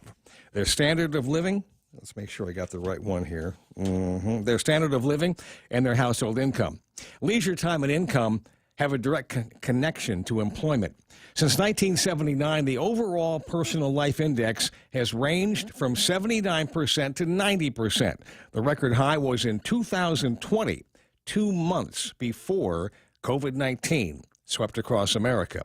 The number fell to 82% in 2021, and last year it climbed slightly to 85%. You might ask the question, is anybody really happy? Like ecstatic? Well, actually, 50% of the respondents said they are. That's about the same as the 51% from the 2 previous years, but well below the 65% high in 2020, again, just before the pandemic.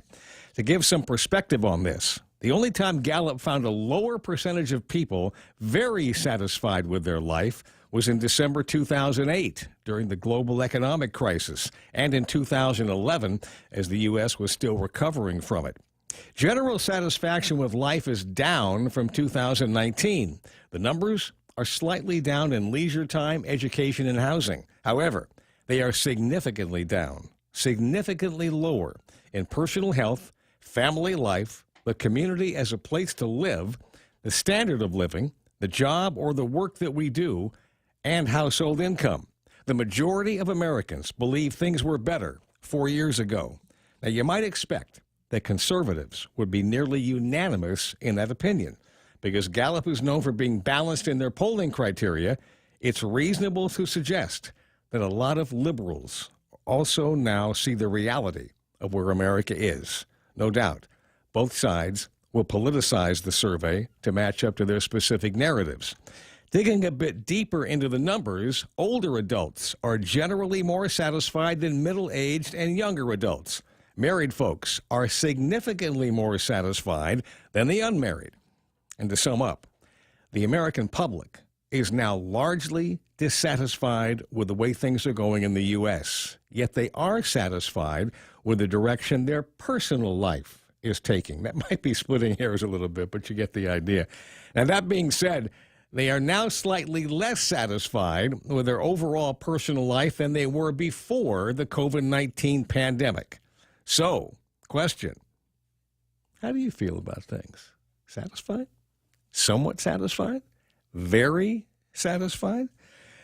That's the extra point. Be responsible and make something good happen today. For 93.3 and the Ray Gibson Show, starring the man who was always satisfied. Right. And First to Wine Bank. I'm Jerry Roberts. It depends. Insatiable. No. It depends. And geography has a lot to do with it. Yeah. Geography has a lot to do with it. As an example, I did some work at the transmitter site over the weekend. Really enjoyed it because it's up there. It's in the clouds, and it's just beautiful getting up there. In fact, I was there with a buddy. It's like his first time up there in a long time, and he says, "Oh, I forgot how cold it is up here, up at Channel 10. It is. It's got a little bit of overcast skies out there. You got the wind blowing through the grates. It's just absolutely terrific.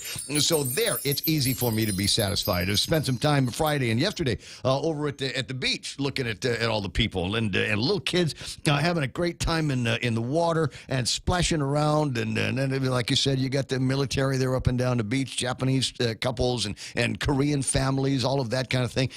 Just having a ball living on Guam. And there was nothing to be unsatisfied about. Mm-hmm. Now, when I'm on the couch looking at Twitter, that's when there are things in there that just make your brain want to explode and wonder how it is possible that this great nation of ours has been taken over, usurped, if you will, by a bunch of amateurs.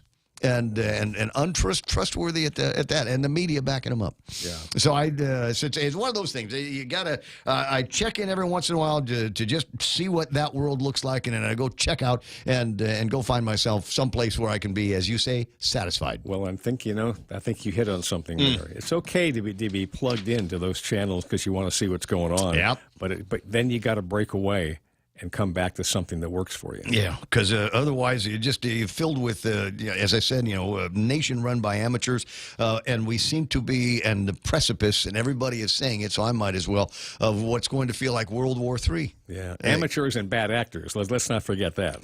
Yeah. Putin, I'm sure, shares I don't think it's necessarily Putin. I think there's a lot of bad actors that aren't necessarily Russians. In our country. Yeah. What about that Zelensky guy? You and I haven't talked about Zelensky a whole lot recently. They are unearthing just some incredible videos and pictures of the young comedian Zelensky and some of his antics before he became the boss of Ukraine.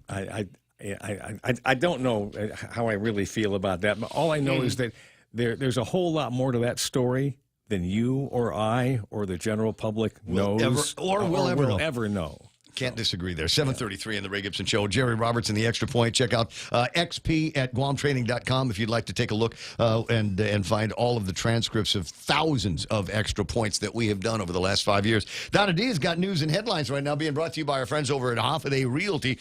Maybe you saw something over the weekend. Maybe you passed by some place and said, I could be satisfied living there. Maybe a trip. Maybe we'll see if it's an MLS, and they will hook it all up for you over at the Holiday Realty at gmail.com on the World Wide Web. That's where I want you to find them.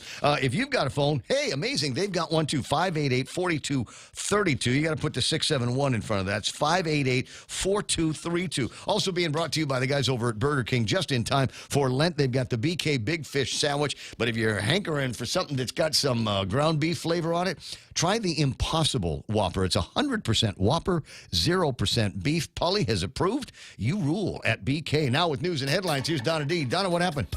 A search continued yesterday for a man who was reported missing on Saturday on the Sulla Bay Trail, which is sometimes known by hikers as the Seti Bay Overlook. The 49-year-old hiker last contacted his family at 4 o'clock Saturday afternoon. He did not return to the trailhead and was reported missing at 6 o'clock. GFD has noted previously that the trail can be difficult even for experienced hikers due to weather conditions. And 3 bills are on the agenda for the March session of the Guam legislature, scheduled for this Friday at 10:30. There's Bill 12 that would bar Gov Guam from entering into a lease with the federal government for more than 5 years without legislative approval. Bill 13 related to the medical campus project and allowing the public to attend all committee meetings. And Bill 10, which would allow law enforcement and first responders to access devices to deliver opioid antagonists. And the first micro-shared mobility scooter operation on Guam has been launched. The electric scooters are an innovative way of moving throughout the island, especially Tumon. The company's goal is to have as many parking stations set up throughout Tumon and eventually all over the island. To unlock the electric scooter is $1, and then it's 25 cents for every minute. Parking stations can be found at Subaki, Nico, Hyatt, PIC, and Crown Plaza. And those are your local headlines. Back to Ray. I went to the ribbon cutting for that. And they were like, come on, Ray, get on that. Come on, you need to be one of the first people to ride one of those scooters here in Guam. Did you? Hell no. Oh, stale. No. Stale baleo. That's how injuries happen, is when you're 60 and you think that you are 25. That's how those kinds of things happen. And I could see myself, zipping around a thing like, was riding a moped back in 1977 and crashing on that thing. And so I just decided, no, I'm not. I'll be there. I'll video. That's what I'll do. So I'll video, and maybe like AJ or one of the dudes from for GVB can get on. You go wipe out. And he can crash. He can wipe out on the thing. All right. So 7:36 in the morning. And one other note here on the newscast here is they continue to be on the lookout for a missing hiker down around Sella. Now I'm not gonna say that I'm some kind of a great hiking professional, but I've got my share of trail time and enjoy it every time I'm out there. And among the things that I have is a paranoia, a fear, if you will, of being stuck after dark in the boondocks. So you prepare, and you can go to Southern Mountain Gear and get just about everything that you need, so that if something does happen to you and you're caught unawares and in the boondocks after dark, strong headlights. Those are a must-have. It's something that you can see with enough hydration, and they've got camel packs and all of the big ones and little ones out there. I don't recall. I'll have to check. And if they don't have it there, they can get some or turn you on to like Hornet Sporting Goods, where they've got whistles. They have whistles. I don't go into the boondocks without a whistle. And the reason why I don't go into the boondocks without a whistle is because that might be one of the ways that people will be able to find me in the darkness. I mean, if I can hear them. So I've got a whistle that is rated for, I forget how many decibels it's supposed to go, but you can hear it a mile away. And in a nighttime when there's not a whole heck of a lot else going on, that might be just enough to carry the sound of me panicking somewhere to the guys that are set out to rescue me. So don't go in without all the things that you need to survive overnight or two in the boondocks. It's 7:37 in the morning. Jerry Roberts, Extra Point, Donna D and News, and me with some helpful hiking advice. We got some helpful traffic, Libugang traffic coming up in moments. Your crack is showing. My what? Look at all those cracks on your phone screen. Dude, you need a new phone. Tell me something I don't know. Well, then you need to check out GTA's trade-in deal. Trade in your old phone and get up to $800 in credit towards a new phone. That's enough to get a new iPhone 14. Please hurry, because I am tired of looking at your crack. For a limited time, get up to $800 towards your new smartphone with eligible trade-in and unlimited plan. Visit GTA retail stores or GTA.net for details. Terms and conditions apply. GTA, we start with you. Attention investors, Century 21 Realty Management is proud to present an investment opportunity you have to look at. Ladera Towers Condominium provides luxury living centrally located in Manila with access to the entire island. Ladera Towers has 3-bedroom condominium units available now. See them before they're all gone. 4-bedroom units sold out. This investment is only going to appreciate in value. Call now, Century 21 Realty Management. The number is 647-5003, or visit LaderaTowerGuam.com or GuamProperties.com. Woo-hoo! early morning traffic, and it's ugly right now. In 20 minutes, it's going to be 8 o'clock in the morning, and you're not going to make it to work on time, depending on where you are. Looking at sneaky, ugly traffic up around the Ukadu. No, where is that? Yeah, Ukadu's not looking as good as it should. But I've got Ipaupau down to Waisangsong traffic that has seen better mornings. A little bit of traffic up around Anderson Air Force Base, and then as you get your way through Jigo. Although there's a piece of good news here. We first got word from Pam Duval the other day that there was going to be some pavement going up in Jigo Town. Richard Leon reporting this morning that the Jigo Crossroad from the McDonald's Moby gas station and Marine Drive to Anderson's back gate maybe, got paved by maybe DPW.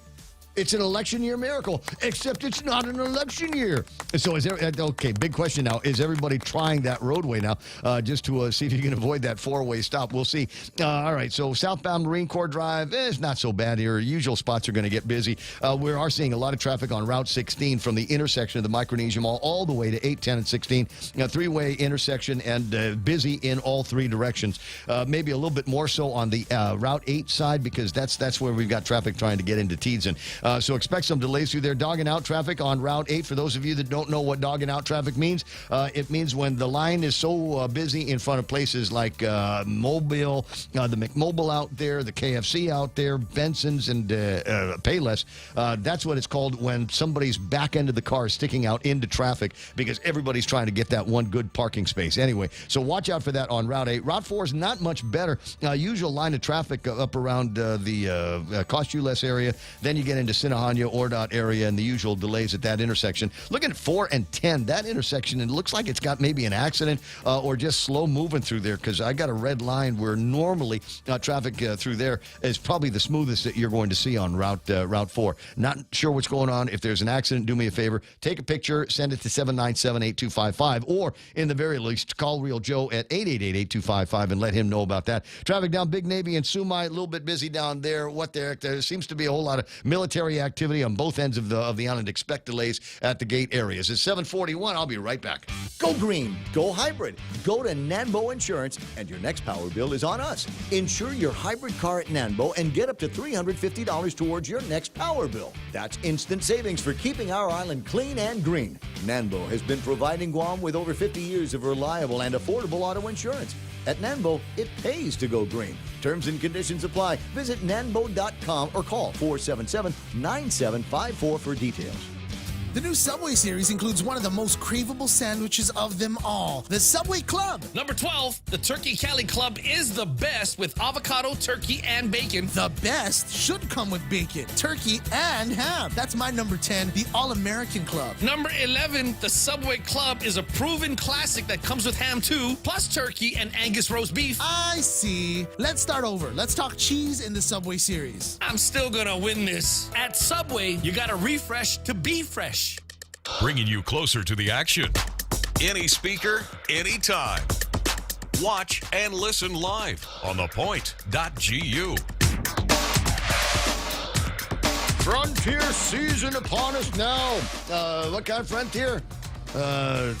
Kind of frontier that they have spaced the final frontier. No. It's a different one. It's the Nissan Frontier season. Stop by and grab yourself a winning offer on this rugged Nissan Frontier. Test drive, win cash and prizes. I'm at $1,000 in cash. Free grills, coolers, canopies, all kinds of stuff that they're giving away over at Nissan that you can win just for taking a test drive. And you want to test drive it. In fact, you ought to make a week of test driving, right? So you go on like today and test drive the Frontier. Tomorrow, test drive the Aria, which is the electric vehicle that they have. You're going to love them both.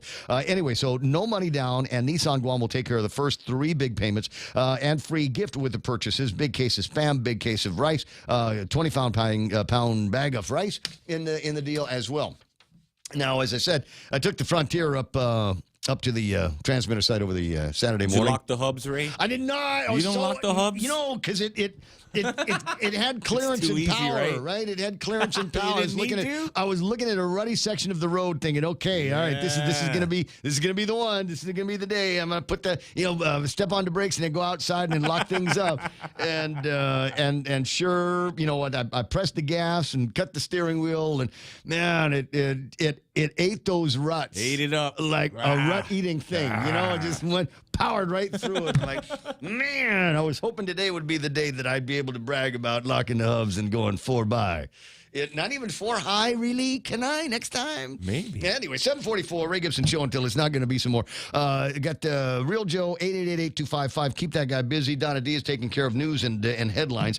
And we're trying to get debriefed on as many of the things that happened on Friday. As I said, I figured Friday was going to be a good fireworks day to the degree that there was no real discernible fireworks, especially over at the GVB thing. It looks like things went as planned. On all sides. GVB has taken a step forward in trying to resolve a high-profile power struggle today. Its membership elected 4 new board members. Paula Monk, sales manager at United for Guam and Micronesia. George Chu, executive vice president of TAN Holdings. Ken Cook, president and CEO, son of Governor Lulian Guerrero. And Jeff Jones, chief operating officer for Triple J. GVB has been mired in a controversy since last May when President Carl Gutierrez called out certain board members for improper conflicts of interest. He said just before the vote, I think what has gone on over the last few months, several months, not really necessary, but in some essence was necessary. I think as we move forward here now for us to continue to work together for the betterment of our tourism industry, and that's important that we get together and forge a new relationship so that we understand what was done in the past that was not necessarily correct, would be corrected moving forward.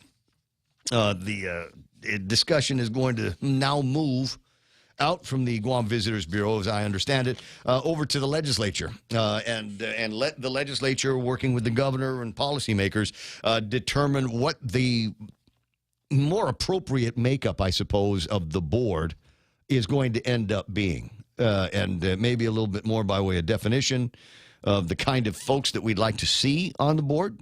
And conversation, perhaps, about what constitutes a member of the Guam Visitors Bureau and how they would vote and nominate other people. I haven't seen if there's legislation out there that would kind of forge that new beginning. I have not yet seen it. Hint, hint. So if you've got a copy of it, 7978255, go ahead and send that to me, and I'll bounce it in my own direction. 7:46 in the morning on the Ray Gibson Show, moving into the 8 o'clock hour. A bunch of stuff that is on the table of contents that we can talk about. Like I said, we had that. Today, there could be some fireworks over at the legislature. You might be going, well, what's the big deal today in the legislature? Multiple hearings that are going to be taking place, including one that would provide to the Department of Administration $16 million to cover the increase that Lulian Guerrero has promised to members of the executive branch of the government of Guam. And so you go, wait, hold on a second. Did we fix everything? Is it all taken care of? Because that's a whole lot of money, and kind of like to see that go, I don't know, fix the bathrooms in the school or the bathrooms in the park. Or as Dave Lotz says in his editorial this morning, Aganya's latest eyesore. And so there might be some of those voices, and the opposition is already casting them as Sinu. Muskino, why are you so tight with the money? Don't you know that our greatest assets is our peoples? The Progressive Democrats of Guam paid for an ad in social media. Says the public hearing on Bill 24 is this coming Monday at 9 a.m. at the Guam Legislature in Agutnia. This is the bill that funds the general pay plan adjustment of 22%. Without the passage of the bill, the rest of Guam doesn't get the pay raise until later. If at all, please come out and testify in person if you can. Progressive Democrat paid for by Julian Jansen, who works in the government of Guam. Imagine that. Works in the government of Guam, says, hey, you know what? I'd like a raise. I was one of those hardworking people. I had to be on social media all the time to make sure that somebody was countering. Anytime anybody said something bad about Lou or something good about Mike Nicholas or Felix Camacho, we had to be on media. Front line, for the truth. All right. Is there another ad in one of the news or another editorial in a newspaper featuring another government of Guam employees? Oh, be darned. I think there is. 7:48. Dave Lotz, though, and thanks very much for this, Dave. I don't always line up behind Dave in some of his editorials, but today I got to say I absolutely do. Today, he writes, eyesore in the island's capital. Beginning in 1968, our island had a decent public swimming pool in Agana. Then for years, it was neglected and now clearly abandoned. Where once people learned to swim, where families came to enjoy time together at the pool, and where swim teams competed is apparently no more. There is now green water in the pool, which is only pumped out when public health reminds them to pump it out. Otherwise, it's a great home for mosquitoes and frogs. You know what we need to do is we need to find Johnny Atulai. Oh, yeah. Have him put some tilapia in there. Yeah. And then fishing poles. We'll just hand out fishing poles That to would be fun. all the homeless in Catch your Agana. food. Here, catch it, Umbi. Teach a man to fish or Something like that. whatever Biden said. Feed him. Yes.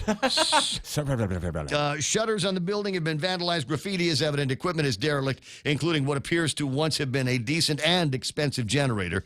The dangerous debris from a building fire a while back has not even been cleaned up. At least the locks on the gates are still in place. We have an eyesore in our island's capital when we should be showing pride in our home. Instead, those who drive by and use the adjacent tennis courts are daily reminded of our government's ineptness. Ineptness. You say that often enough, and it starts to sound funny. Ineptness, ineptness, ineptness. For months, a sign saying pool assessment in progress was seen hanging on the fence, but that has recently been removed. Apparently, its political purpose to reelect the administration has been served. No recent public announcements have been made, and no visible work has been done to repair or replace the pool so that it might just be reopened and enjoyed by island families. And Dave obviously writes a little bit more in the rest of this. We need real commitment by real leaders to provide quality parks and recreation facilities for the people of Guam, to be promptly followed up with adequate funding and qualified personnel to manage and maintain them. And that's the end of his editorial. Well-written editorial, and you don't need to be the greatest journalist or researcher of all time. You can go into the Googles and search for news about the Agana swimming pool. We refer to it as the Agana swimming pool. Because just before it closed for good, they had not one, I think 2 incidents, right, Joe? Oh, and the brown shark, Ray. The brown shark is swimming in the waters. The mental scene reminiscent of Animal House and that movie about the... The chlorine will kill it. The chlorine will kill it. Right? No, it won't. There's certain things that must be done when that kind of thing shows up. And I think they were on the way to doing it and squaring the thing, but it just never took. And we have now been dealing with, as he says, my God, what an incredible eyesore. 7:51. The good news, though, is I think they've gotten the one up in Dededo taken care of. I'm going to start the conversation there with Mayor Melissa Savars. Buenas and Hafadamus, Mayor. Buenas, good morning. Hey, Mananas, is the swimming pool up in the sports complex good? You know, there's water in it, but there's nobody swimming yet. There's been water for at least a month, maybe 2. Longer, yeah, because all the people walking are saying, "Can we go in?" But I know that I did speak to the acting director. And he actually told me that it's, public health inspection. They had their inspection with environmental health. Right. And there was some ruling because of COVID where the water needed to be changed out every so many hours as long as people were in there. But, they're still working that out with environmental health.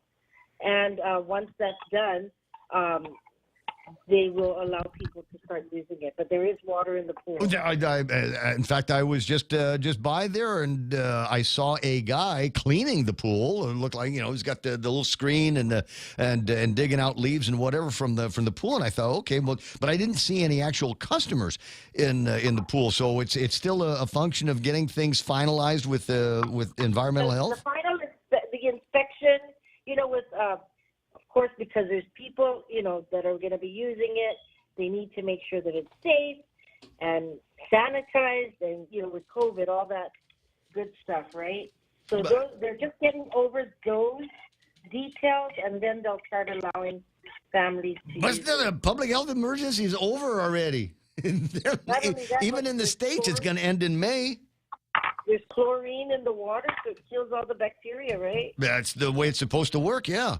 I mean, are the same restrictions on the swimming pools, say, in Tumon? Because I'm not hearing about them having to jump through hoops to change out the water. Yeah, I'm not quite sure, Ray. I'm not public health, and I'm not Parks and Rec, so we just go with, I did have the conversation with the acting director. No, I get it, because it's as far as I'm concerned, that's the Dededo pool, and you're the mayor of Dededo, so that's yours. I don't mean to say it's you're totally responsible for it, but it's like you're the one that has to answer to the constituents when they say, I want to have my kid's birthday party at the Dededo pool. You cannot right now. And because a lot of constituents do walk, they see the walk. They said it's inviting us, But, tantalizing.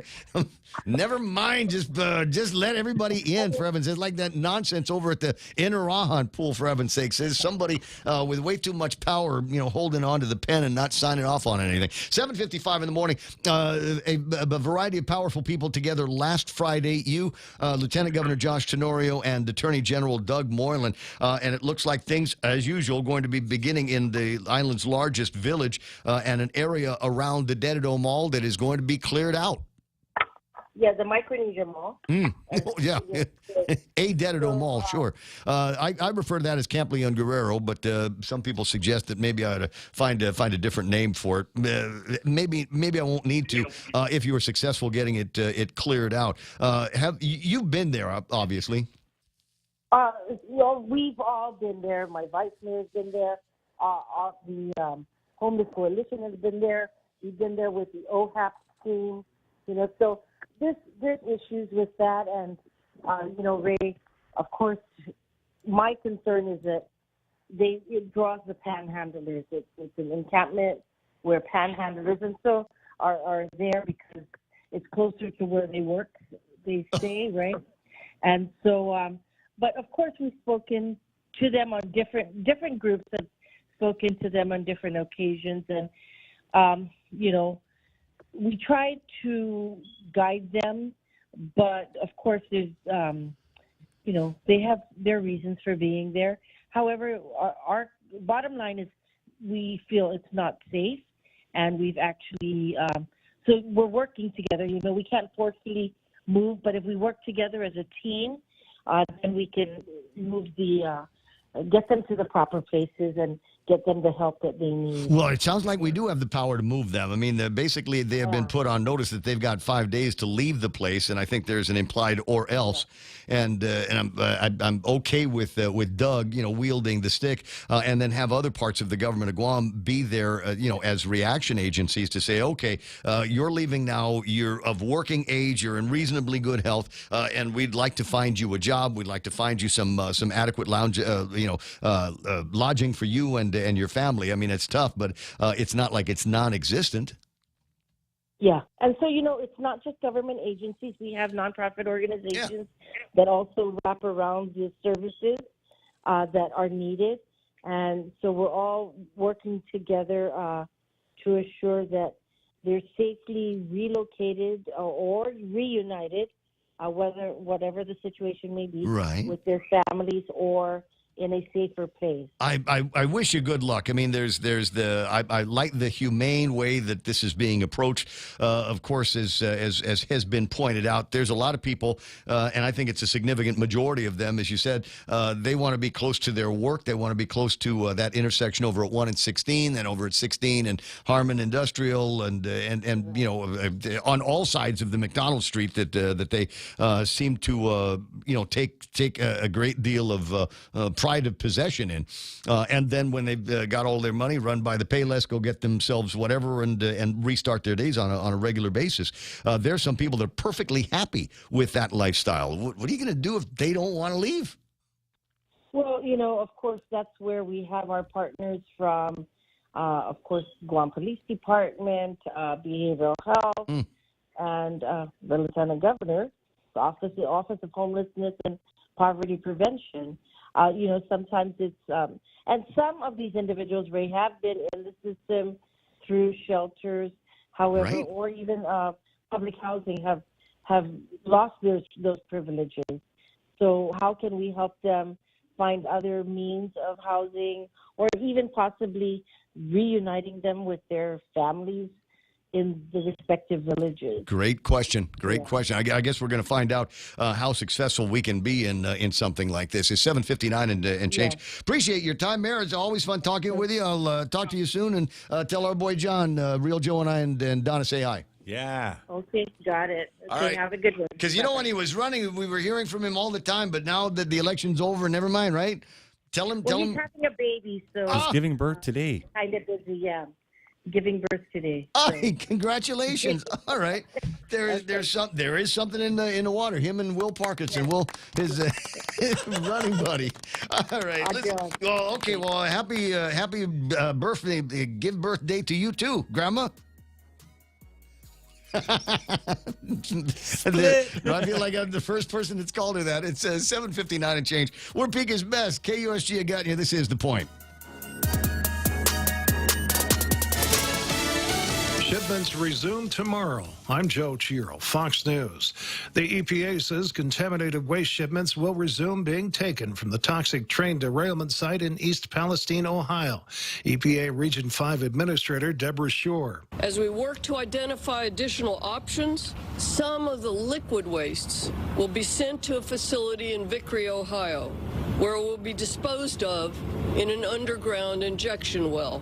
Tomorrow morning, Norfolk Southern will also begin shipping solid waste to the Heritage Incinerator in East Liverpool, Ohio. Shipments have been paused after concern by people in Texas and Michigan, where it was planned to ship the waste. Some had already arrived in Michigan before it was sent back. The White House is closely monitoring how seriously China is considering sending lethal aid to Russia. National Security Advisor Jake Sullivan on ABC's This Week. And we are sending a clear message, as are our European allies, that this would be a real mistake, because those weapons would be used to bombard cities and kill civilians, and China should want no part of that. Last week, the U.S. announced another $2 billion in aid to Ukraine. The Italian Coast Guard says dozens of migrants died when their boat broke apart early today. Italian state TV quoted survivors as saying the boat had left Turkey 5 days ago with more than 200 on board in all. The Coast Guard saying about 120 of those were migrants.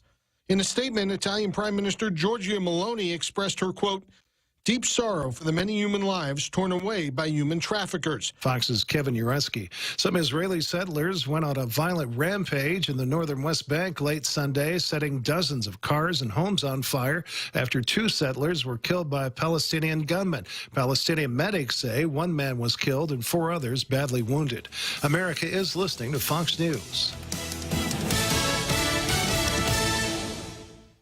Family Finance has been serving the people of Guam since 1959, and they will continue to be there for you in the years to come. Whether you're looking to get a personal loan for that summer vacation or paying off those long overdue bills, Family Finance has got you covered. Apply for a personal loan from $1,000 up to $4,100 by calling Family Finance in Hagåtña at 671-475-4545, Upper Tumon 671-647-5626, or in Dededo 671-633-4473. Wishing you a happy, healthy, and prosperous new year from your friends at Security Title. As we clean house for the new year, this is an excellent time to make sure the title to your land is also in order. It doesn't matter if you own a ranch in Inarajan, a house in Dededo, or a hotel in Tumon. Keeping the ownership clear promotes peace in the family and can avoid future misunderstandings. When it comes to your family property, call the professionals at Security Title. We are here to help.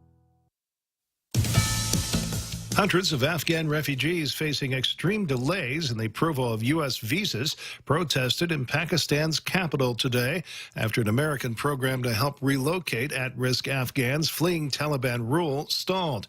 Under U.S. rules, applicants must first relocate to a third country for their cases to be processed, where it initially can take from 14 to 18 months.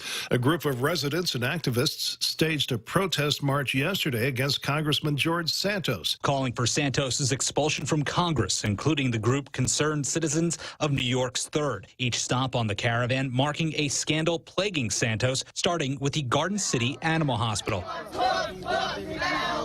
We want Santos gone now. Santos accused of mishandling funds meant to help a homeless veteran's ailing dog. That was followed by a synagogue. Santos lying about his Jewish heritage. Then Citibank, where the freshman congressman claimed to work, and an Italian restaurant where his team allegedly spent more than $26,000. The caravan coming to an end in front of Santos's office in Queens. In New York, Matt Napolitano, Fox News. A St. Louis prosecutor faces a movement from Missouri's Attorney General to have her removed from office. Missouri Republican Attorney General Andrew Bailey is accusing Kim Gardner of injecting race and politics into bipartisan efforts to get her to step aside, telling Fox Digital her accusations of racism are ridiculous.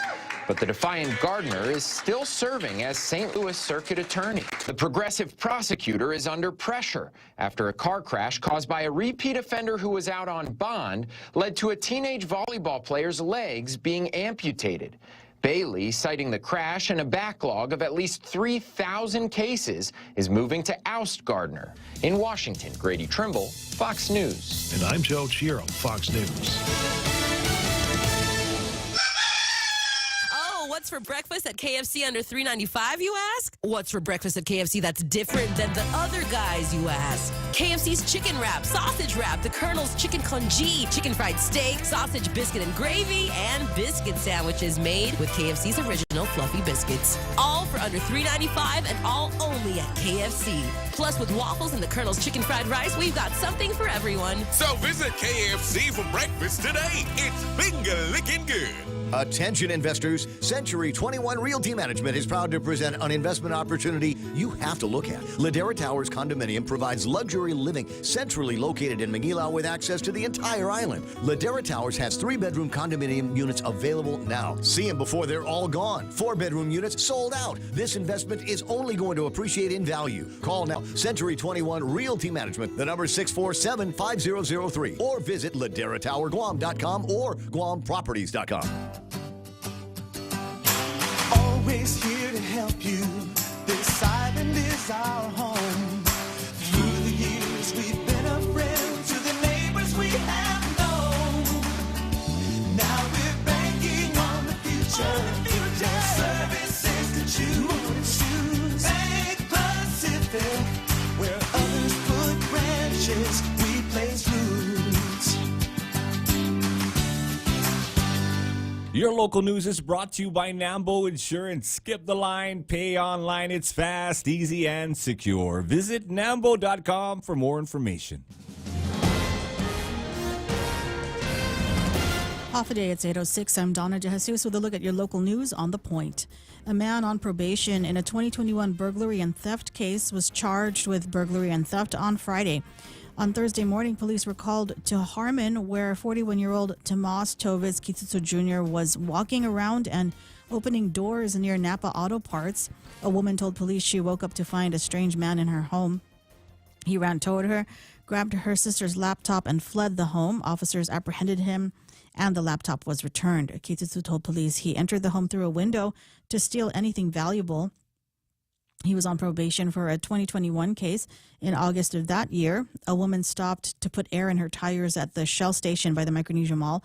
When Kitsutsu came from the jungle area, opened her passenger door, grabbed her gym bag, and fled. He was found in a makeshift camp area across the Micronesia Mall after the woman used an Apple tracker keychain device.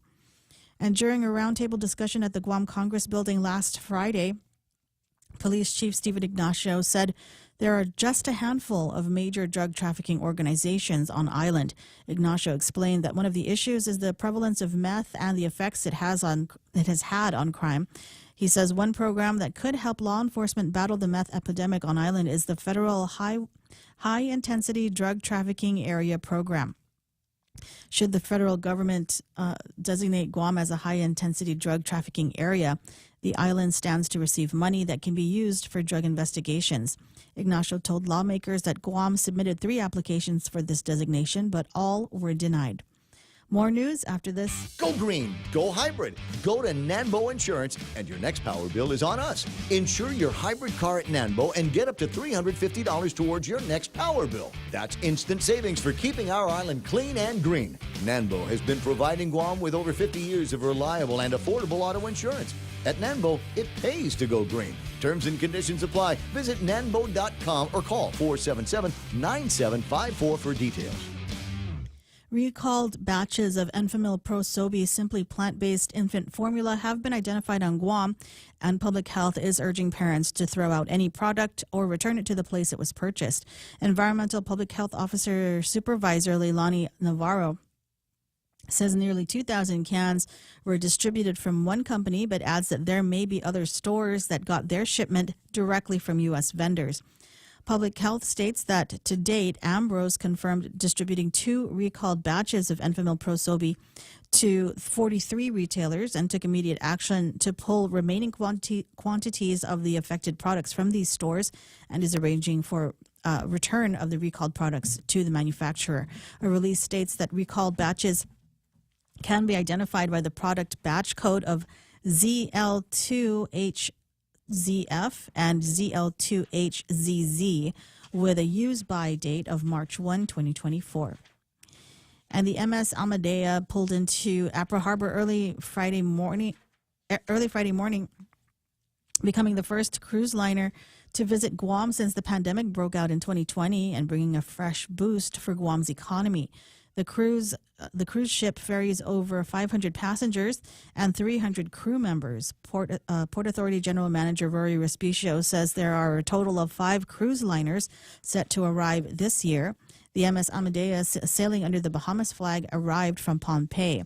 The last cruise liner that called on the port was the Crystal Symphony, which came in February of 2020. The next cruise ship scheduled to sail to Guam is the Diamond Princess this Friday morning at 8:15, bringing 1,600 passengers and 1,100 crew members. And those were your top stories. Now back to Ray with weather. Did when she announced the Amadeus, did everybody start doing the thing from the song? Amadeus. Amadeus. Amadeus. Amadeus. That's right along with I got this from cousin Troy just a few minutes ago. He says, "Does anyone else jam the Bank Pacific vocals in the shower, or am I the only weirdo in love with that jingle?" He's not the only weirdo. No. I was singing it out loud in here, man. Bro, we are your people. You found us. You've crash landed into us, but you have certainly found us. All right, 8:11 in the morning. Is there time for one last look at weather? Do we? It's gonna be grill marks again today. If there is, I had my shirt up just a few minutes ago, yes, and I was admiring the red, dusky color that I have in my skin at this time. You look sous vide, Ray. Yeah, it's probably sous vide. It's probably cancer or something like that. But I had to get the grill marks, and yesterday was a great day for it. I was kind of hoping I'd get some on Friday, but Friday was a little cloudier than I anticipated, and there was some rain in all of that. Oh, while I'm thinking about it, 8:11 in the morning, I want to say thanks to everybody over at Chili's, who were able to accommodate me and my band of fellows on Friday night. Well, what's that? Your white people, Ray? Yes, well, there's a Japanese one and a Filipino guy. Okay, so we're diverse. Yeah. I think that we even have a gay in there somewhere. I don't know. Right, Yes, we got the. I'm just saying. So we were looking for some place to go in Tumon on Friday night. Finding a place in Tumon any night, especially on a Friday night, is tricky enough. When we've got ships in town, multiple trickiness, and so there was a little bit of a walking tour, and happened upon Chili's, and they opened their arms to us and said, "Ray Gibson, we will take you and your hungry band of fellows." And maybe the gay guy, come on in and let's enjoy.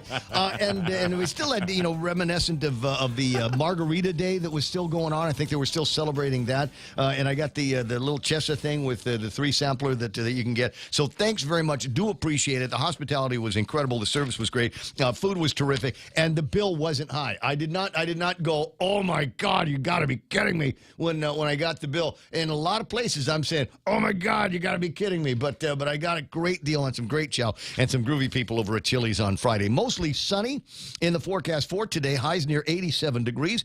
East-northeast winds up to about 16 miles an hour, gusting as high as 22. And then the same thing's going to be happening tonight, except it's not going to be sunny because there's no sun. So partly cloudy in the forecast. Mostly sunny again tomorrow. Partly cloudy tomorrow night. Wednesday, mostly sunny. Highs near 87. Don't let the Koreans and the Japanese and the military have all of the fun. If you've got an opportunity to get away from the office, just a couple hours. Just a couple of hours. That's all I'm saying. You know, it's a six-pack, whatever. You and your favorite bikini or your favorite boy shorts, and get out there and enjoy Guam with the incredible beach scenery that we've got and sunsets and all that. Sunset tonight is going to be at 6:29. Hashtag tell the others. There it is. News and weather and Bank Pacific Love on the point. Guam Regional Medical City is the center of excellence for general and minimally invasive surgeries like colonoscopy, dialysis and vascular access, gallbladder, skin and soft tissue, gastrointestinal tract, hernia repair, spleen, select liver and pancreas diseases, upper endoscopy, and more. Schedule your appointment with GRMC today by calling 671-633-GRMC. That's 671-633-4762. For more information, visit us at grmc.gu.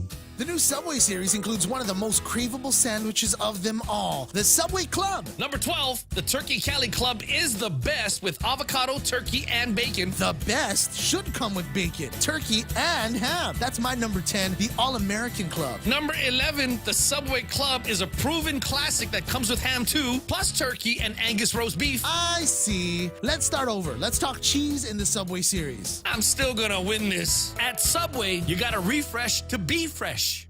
How about what did I got to take care of? Portions of the program brought to you by the guys over at APL, American President Lines, a global presence with a local home, and Kim and Ron over at Security Title. They like the Bank Pacific jingle as well. I think maybe they're going to do the backup vocals next time Phil cuts one for the 69th anniversary of the place. But that's not all they're talented at. They've got great ways and all of the different tricks that are required to do the genealogical lookup, if you will, on the documents that represent a piece of property that maybe you're buying, maybe you're selling. And they're also good at that escrow stuff as well. Among the last people that you will be seeing when you sign off on all the paperwork. So check them out early in the process. Ron and Kim, or Kim and Ron, over at Security Title. Rediscover Talk Radio here. Your FM News Talk Superstation. This is The Point.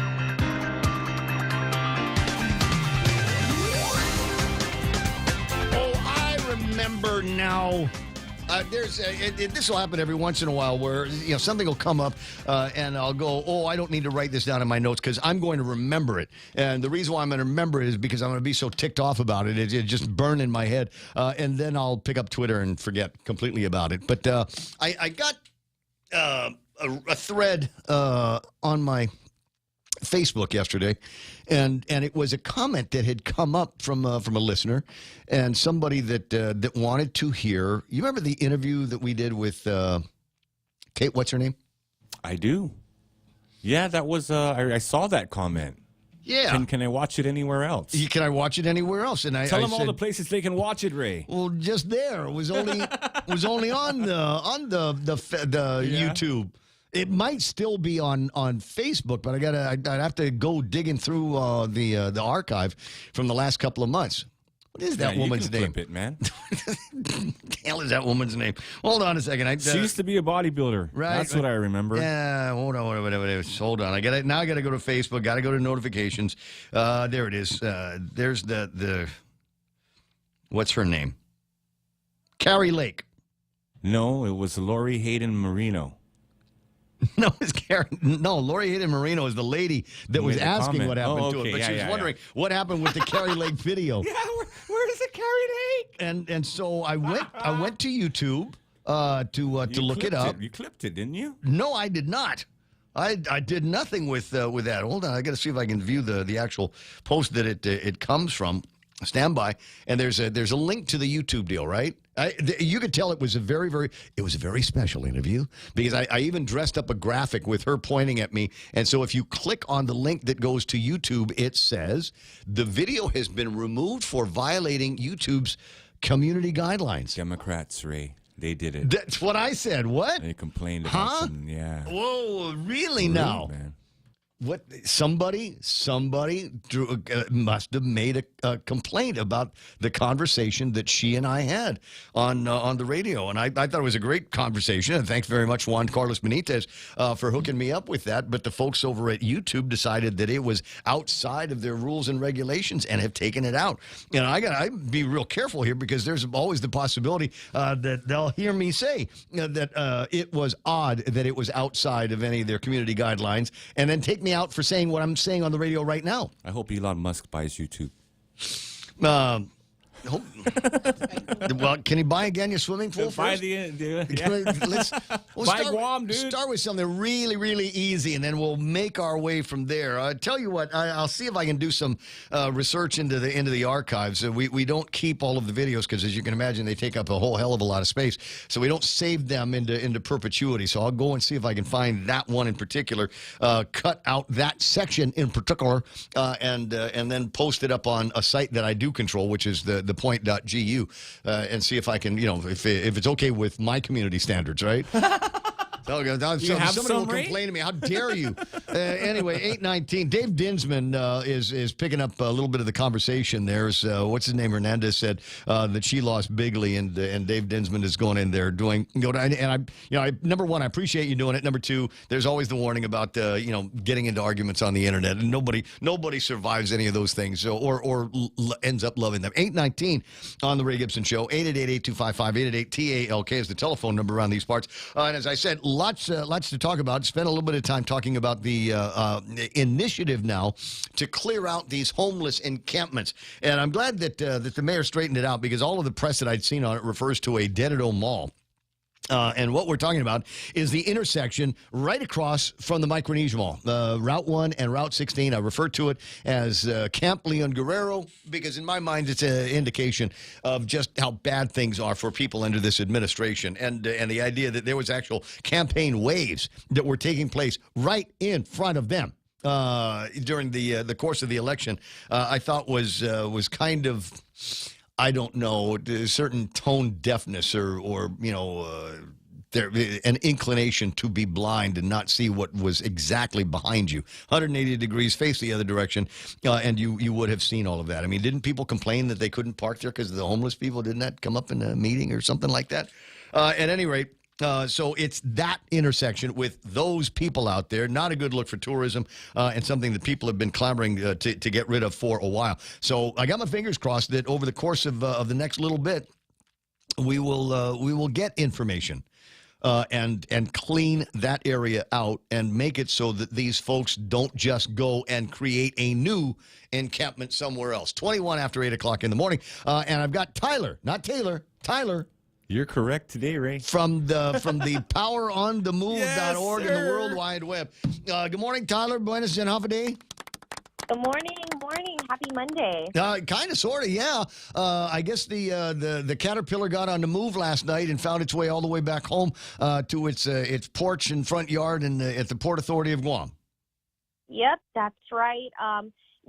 Every single move that we've been doing has just been going smoother and smoother. In fact, the second leg of transport number 5 was actually off the road before midnight. So our team has been doing an excellent job. The community's been doing their part. I know there's some inquiries that I get on our email. Some people are just, they're wondering if we're still sending out notices. And we want to let everyone know that, you, of course, Ray, you get all the emails and the press releases that I send. Well, I'm actually stalking Optimus Prim. I had the opportunity the other day to, I didn't need to, but I decided, you know what, I want to see what this looks like over by the ITC building, and was amazed. It's the first time I'd seen it up close and personal with my own eyes and not watching a video of some kind, and it's just amazing. The scope of the technology that you're using to move all of that heavy equipment, those massive loads from the port all the way up to Ukadu. It was one of those things. It was like your eye couldn't take it all in. You know what I mean? Yeah, it really is impressive. And, I'm glad to say that we've gotten the heaviest load out of the way, and that was a successful move. We've also been transporting some of the tallest of the units. So I would like to say that the most difficult moves have been done successfully. So now it's of course we have about 25 to 20, 1 Mississippi, 2 Mississippi, 3 Mississippi. I had to do the math. About 19 more major halls to go. So just want to encourage everyone, please, we have many ways that you can stay informed on every move. PowerOnTheMove.org. We have right on our homepage the announcement of every single move that's scheduled. And then we also have our social medias, Instagram, Power on the Move, Guam, Facebook at Power on the Move. So we really try to do our part to make sure that you're not inconvenienced by this traffic. No, I think you guys are doing fantastic. And so now with the heaviest of the moves already done and taken care of, you've got a lot more confidence in moving the smaller massive loads between the port and the Ukadu work site. So that means that there, and I thought I'd seen a reference in one of the most recent emails that you sent out, that means that they're going to be changing the way they do this now, and they will be direct port to Ukadu runs with no more overnights at ITC. So the recent schedule that was issued out, yes, we are going to be doing just a straight run. That doesn't necessarily mean that some of the upcoming, the other moves won't require the two-leg trip. However, for trips 6, 7, and 8, they will just be straight from the Port Authority down to the Ukadu site. So it won't be making a stop at ITC. And again, this is going to be during the non-peak hours. So the public can be, we want to minimize the amount of cars that are going to be on the road. And then, of course, we have our live location option on our website. So if you are on the road, you can avoid the convoy as much as possible. But if you have to travel along Route 1, there is always one lane available for you to pass, with the exception of when it's going over bridges, culverts, and intersections. Right. All right. Well, I think that might be all that anybody needs to know is the process continues, and it will be a meaningful part of our lives, depending on how many that we can get through the next several weeks. You think you ought to be done by midsummer? We're expected to be done by May, but, if anything should occur, we'll always be sure to notify the public of that. So Gotcha. Just expect that this is kind of going to be our norm for the next few months, but hopefully things continue to go smoothly, and we encourage the public again to do their part and just stay informed. Gotcha. Well, we'll do our part and try to help everybody stay informed when they need to know things like when it is going to be on the move. And the next one from the Power Authority, the Port Authority up to Ukadu is scheduled for when? I have it right here. The next scheduled move is today at 6 p.m. That will be transport number 6. It'll be going from the port down to Ukadu. Gotcha. You keep saying down to Ukadu. Ukadu is up. Where do you live, Anderson? Up to Ukadu. No, I'm in the south too, and I still have that geographical fix that I have to adjust because I stayed in Jigo before, so I was all the way to the north. Now I'm all the way to the south. Yeah, you're up in you're up in Matagwak. Then everything is where are we going? South. We're going south. It's only going north if you're headed to the commissary. All right, girl, I got to run. I'll talk to you pretty soon. Hug and a kiss to your mom. All right. All right, always. Thanks, Ray. Tyler Matanani from Power on the Move, and there's everything that you need to know, up to and including that they're going to be going down to Ukadu. I want to send a hug and kiss out to her dad, too, man. Oh, do you? Yeah. Okay, go ahead. It's 8:27 in the morning. Donna D's got her last big look at news and headlines, and there's a story. I got this last week, and I have not been able to confirm the existence. Now, if I'm not listening to one of our 3 radio stations, then there's a pretty good chance I'm checking out and trying to get, as we say, new music discoveries on Spotify. Spotify has been very, very good to me. I know some of you are big on Apple and whatever's clever, wherever it is that you're getting your music, and then there is, I'm not going to be one of those guys that says all the music that the kids are listening to these days is crap. Most of it is crap, Yeah, but you're that every guy. once in a while, I'll hit up on a Spotify playlist or something new that comes out, and you're going, wow, there's some great songwriting that's going on. There's awesome production that is happening these days. People have figured out how to work all of the cool features on whatever their music editing software is, and I gotta say that I am appreciating quite a lot of it. Where is the? There is a feature now on Spotify. It says here, the story says they're stepping up their AI game. There it is again, AI, with a new DJ feature that will talk to you about your earworms. That is songs that you listen to. An earworm is a song that you have going over and over in your head. You know that? Like the Bank Pacific song? Bank Pacific. Another one is It's a Small World After All. Now that's going to be no problem. I'll get it out of your head. I'm working. I'm working it. These are old jokes, but they're funny every time I do them. Anyway, the music service, already a powerhouse of personalized curation, is diving further into the artificial technology space on the heels of other buzzy products like Microsoft's generative AI-driven Bing. The DJ is part guide, part commentator with a, quote, stunningly realistic voice on tracks and artists it serves.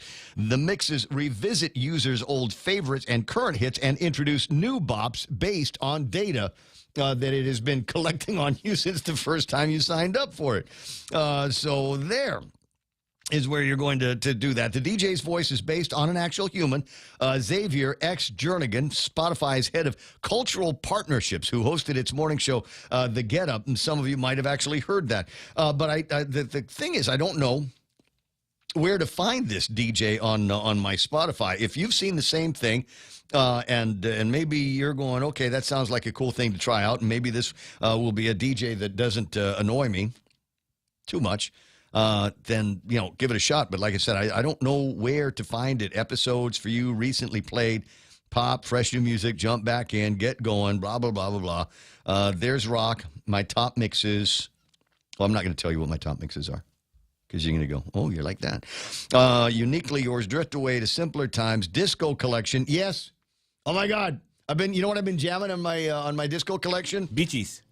Village People. Village? Oh, there you go. Village People, bro. Young man. I don't know. No, because every once in a while, I'm over at the beach and I'm looking, I got a couple of guys walk by and I just start instinctively singing San Francisco, San Francisco. It's funny in my head, Like there's this one guy, and he's like the coolest black guy on the beach. If you're hunting Tumon with any kind of regularity, you probably know exactly who I'm talking Tyrone. about.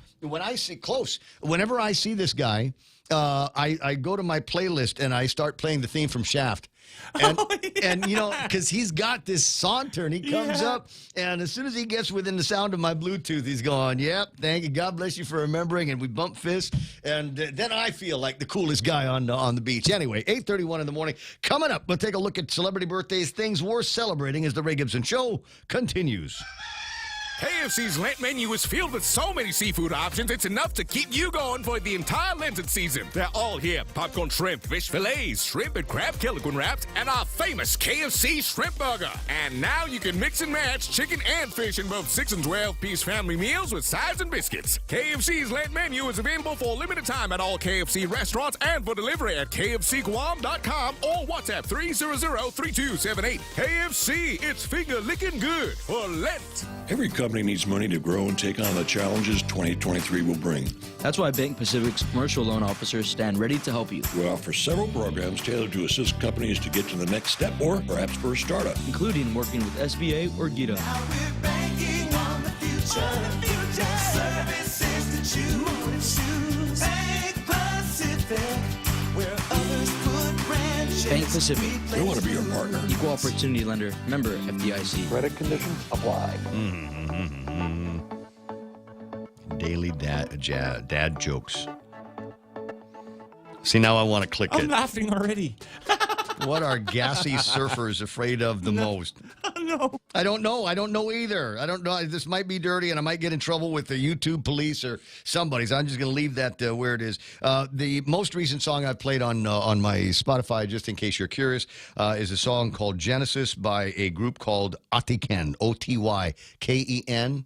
Japanese? Mongolian. Oh, wow. Really? Mongolian, That's yeah. way And out so there, this, bro. yeah. So they've taken all of their instruments and they've turned them, they've made them electric.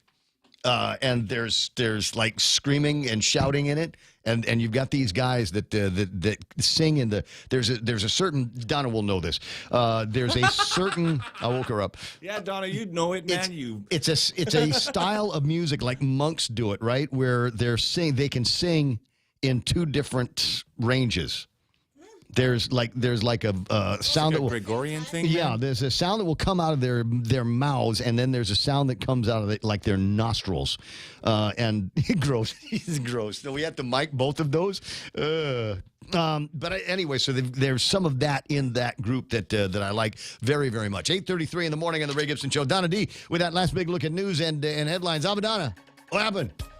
GPD has chased down all leads for the suspect who robbed Q-Mart in Talafofo in late December. A video circulated on social media showing the suspect getting out of a white truck that had black rims, dark tint, and a trifold black bed cover.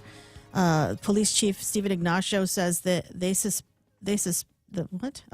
suspect may have committed one robbery and was done, or it could be possible that the suspect has left the island.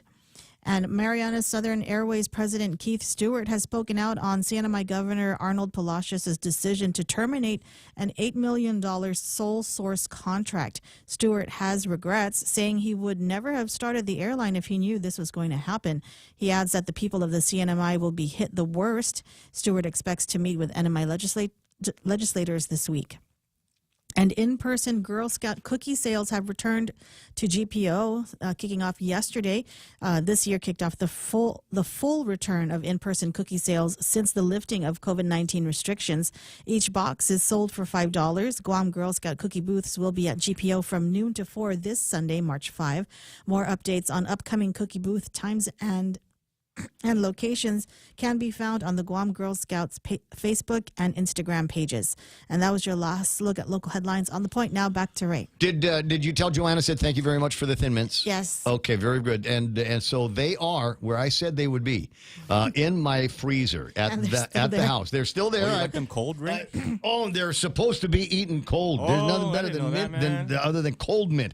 With anyway, milk or just plain? Budweiser. Oh, of course. A size super dry. I don't know. Big wave. Whatever. That's what you drink it with. But anyway, I was going to take a picture of it and then put it up on the screen. I was going to show Donna and Joanne exactly what I've done with this gift of the Thin Mints cookies. But then it occurred to me, then I would be exposing myself to a great deal of bachelor shaming. Oh, yeah. Oh, because of what you keep in your freezer? Because of what's not in there. Security, man. Security purposes. There's some scallops that Dennis Benzer got for me like 2 years ago. Oh my gosh. That I haven't. Well, they're frozen in their vacuum packs. So I'm sure they're still pretty good. Now, it might be a thing of steak. And then the rest of it is cold water bottles, or those little ice packs that you keep, to keep beer cold instead of buying ice. They're pretty much, that's the contents of my freezer. And so I just know that people are going to go and, worst thing is people are going to feel sorry for me and start buying me food. Here, Ray, here, eat this so you don't die. It's 8:36 in the morning. Celebrity birthdays today. Joanne Woodward, famous actress, is 93 years old. Famous for what? Yeah. Can't remember. I'm not even going to try here. It's just one of those names from movies or whatever in the past. Not Alec Baldwin, the goofy-looking brother Adam. Who's that? Adam Baldwin. He was on Serenity, The Last Ship, and he is 61 years old. Grant Show from Melrose Place is 61. I don't think I've ever watched an entire episode of that. And celebrity daughter, presidential daughter, Chelsea Clinton, is 43 years old. Whoa. Sorry. Why the long face? I'm You're right. Right? Mm-hmm. And they made a big deal about. Didn't she get married during COVID times when everybody was supposed to be wearing masks? And it's like we'll skip the narrative just for now because it's the daughter of the once and future king, our favorite president besides Obama, Bill Clinton, and his crazy wife Hillary. Who else is on? Kate Mara from The Martians, 40. Jenny Farley. I'm just saying names in case somebody knows. From Jay, do you remember Jersey Shore? I do. All right. Jenny Farley is 38 years old now. And Jenny Boyd from the originals turns 32. If you're looking for something to celebrate here, it is Pokemon Day. Yay! Did you see where somebody found, it's on the internet, so it must be true, they found a pack of Pokemon cards intact. It had somehow managed to slip under a display case, and a worker pulls up the bottom of the display case like a hood, and there's all kinds of junk that had fallen down over it over the years, including a virgin pack of Pokemon Pokemon game cards that go back like 20 years. They hadn't cleaned under the thing for 20 years. Yeah, it's apparently like some of the restaurants here. So anyway, so there is Pokemon Day, No Brainer Day, Strawberry Day, Retro Day, San Francisco, You Really Got Me, it's the medley by the Village People, and then anything by Dan Hartman is going to... Do you know what I watched over the weekend? No. Speaking of Retro Day. Tiger King. No, Fletch. Huh? Fletch. Chevy Chase and Fletch. And you know what I'd forgotten over all of these years? That's an old one, man. Yeah, it's how good the music was. I mean, it was Axel Foley's Faltermeyer. He did most of the soundtrack in there. Dan Hartman's got a song, Bit by Bit by LaBelle. Chase. Oh my God, it's so good. And it's Chevy Chase. And I want to say Gina Davis is in this before Gina Davis got famous for Beetlejuice. Oh, wow. Yeah. Who else got us? She was hot. Still, even, I think so.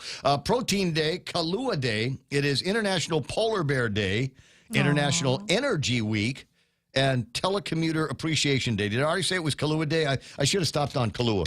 Yeah. Somebody out there is listening right now saying, that sounds like breakfast to me. When's the last time you had a Kahlua? It's too long, right? It's forever. I don't know. I was somewhere and talking with these guys about I can't remember now, about football of all things. We were going to get together for Super Bowl day, and the guy says, "Oh yeah, we'll open the doors at like 8." I said, "People aren't going to start drinking at 8." And he says, "Oh yeah, they will. We're going to brew some coffee, and we're going to pour some Kahlua in it, and that's how we're going to be doing the football that day." And that's how they did it. It's 8:40 in the morning on the Ray Gibson Show. Plenty more on the way. Lots and lots on the table of contents. We'll start hanging out and yakking with people that made some headlines over the last couple of days and see if they're still in headline-making mode here. It's 20 away from 9. Be right back. Everyone has a busy schedule these days, and sometimes we forget to schedule our routine dental checkup and cleaning. Don't neglect your dental health. Schedule one today with Dr. Robert Yang and his Smile Team, conveniently located at the East West Business Center on Marine Drive, Upper Tumon. Call us today at 647-8702 or 3. Again, that's 647-8702 or 647-8703. We make smiles happen. After a long wait, the biggest, juiciest, most flavorful chicken makes its return. The Circle K 3-pound rotisserie chicken is back. Get 3 whole pounds of perfectly seasoned chicken for all your family feasts. And for a limited time, pick up a rotisserie chicken and a Pepsi Family 2-liter soda, the perfect dinner combo, for only $19.95. Available at select Circle K stores. Swing by and take yours home today. Circle K, take it easy.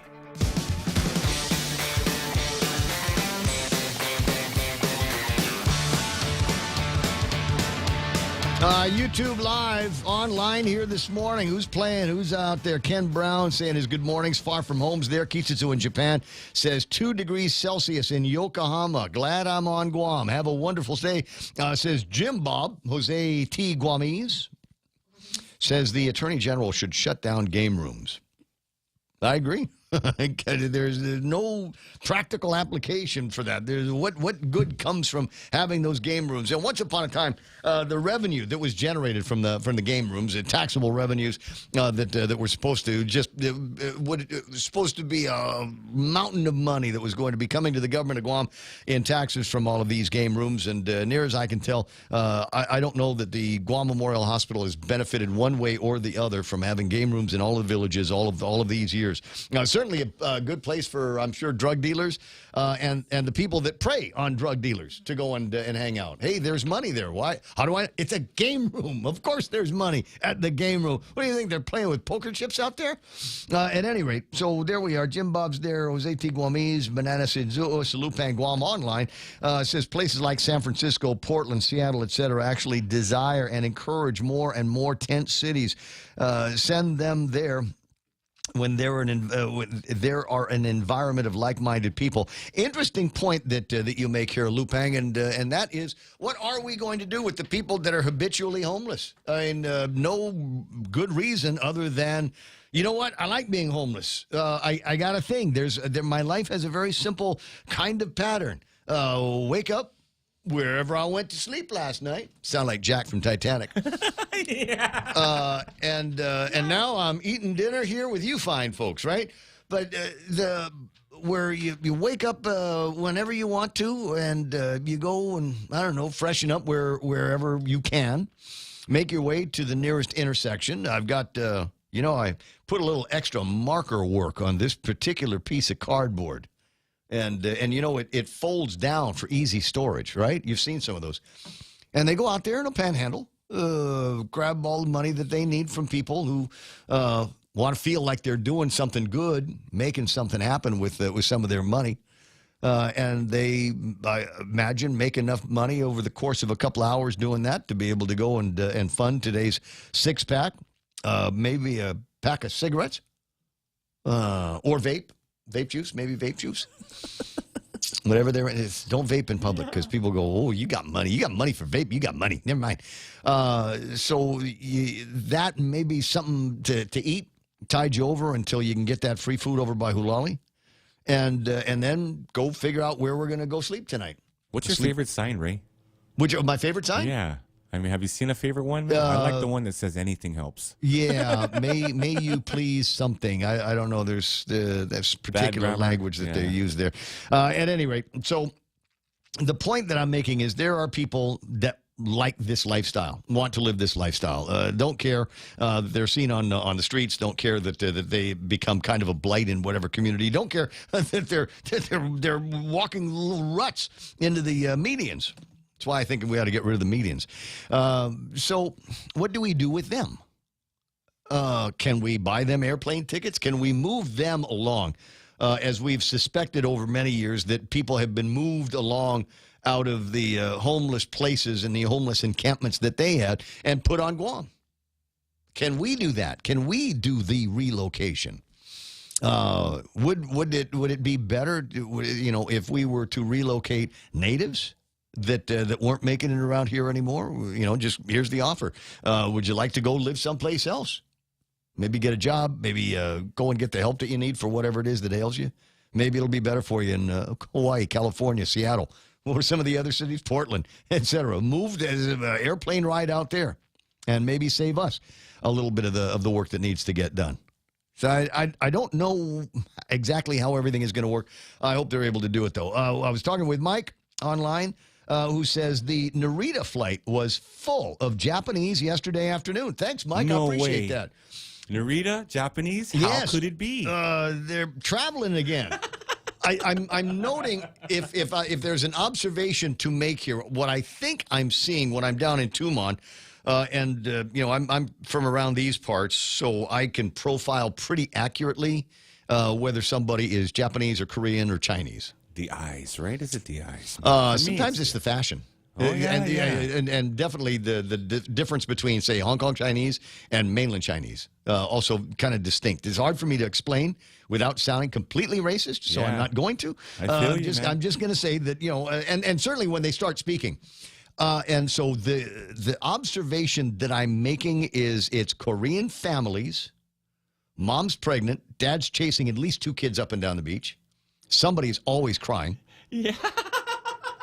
All right, somebody's mad about something. One mad kid. Oh God! And now I get into a phone call with somebody who's naming themselves the Kimchi Kid.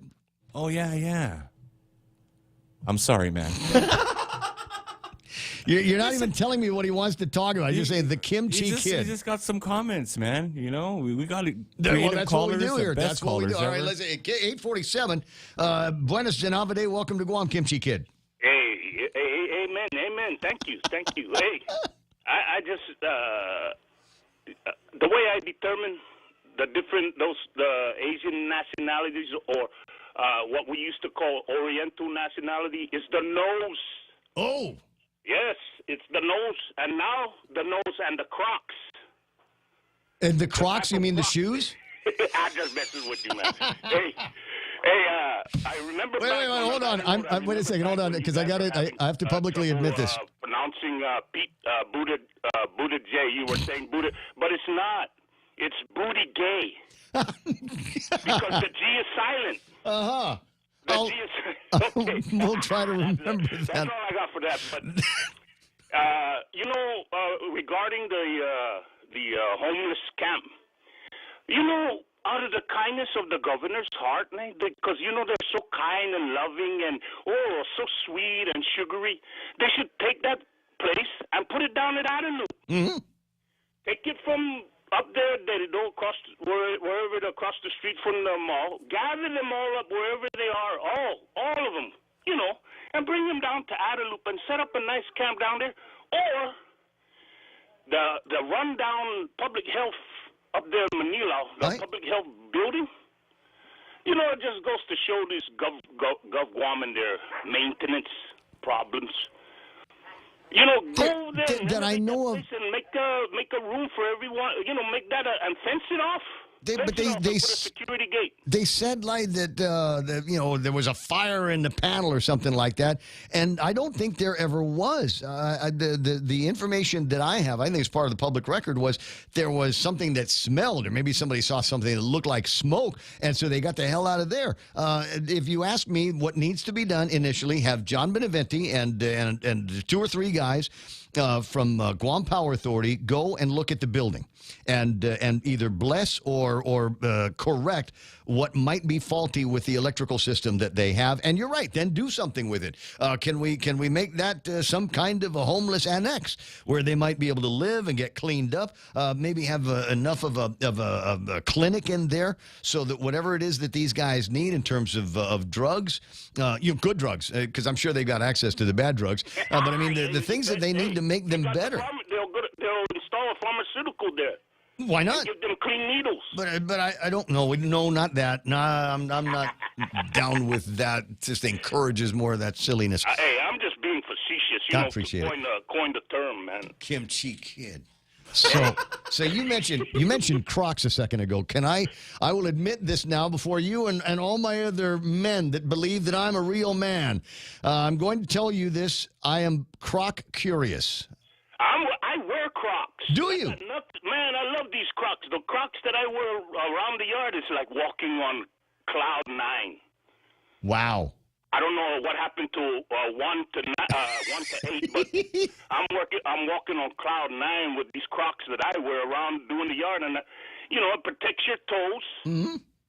And I got the one that there's no holes in the top part where it's going to get easily, where my feet's going to get wet, because I don't like my feet when it gets wet. I'm with you. So I love these Crocs. I'll be darned. You know what else? Real Crocs.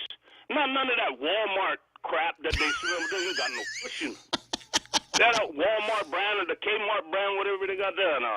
No, you gotta go to Tumon to get the real deal. Okay, gotcha. Get the real deal, or go to the PI. No, I don't know. I got a watch from the PI. Somebody said it was a Rolex, and I'm going, wow, it's like $150 for a Rolex. Look at me. Hey, if it says Rolex, it's a Rolex. I don't know.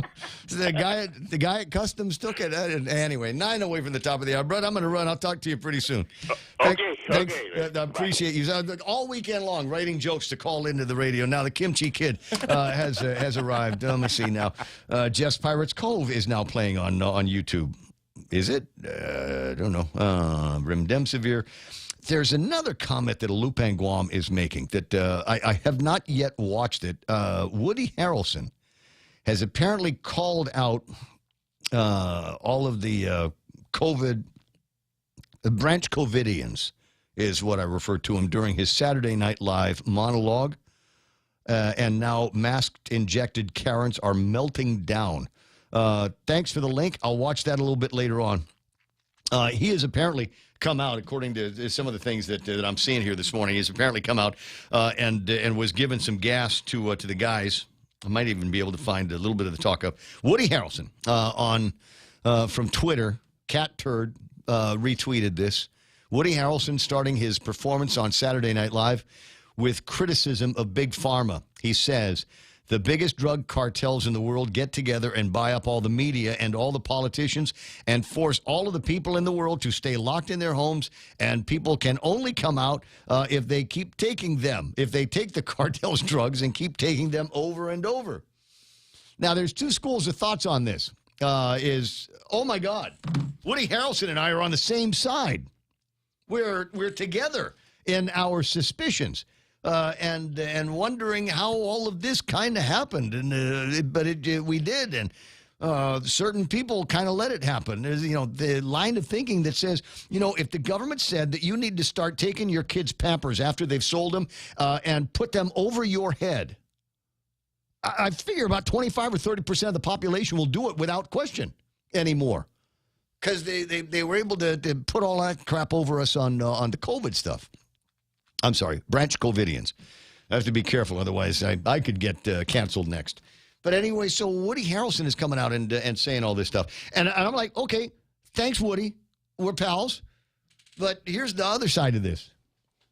Where have you been for the last 2.5 years?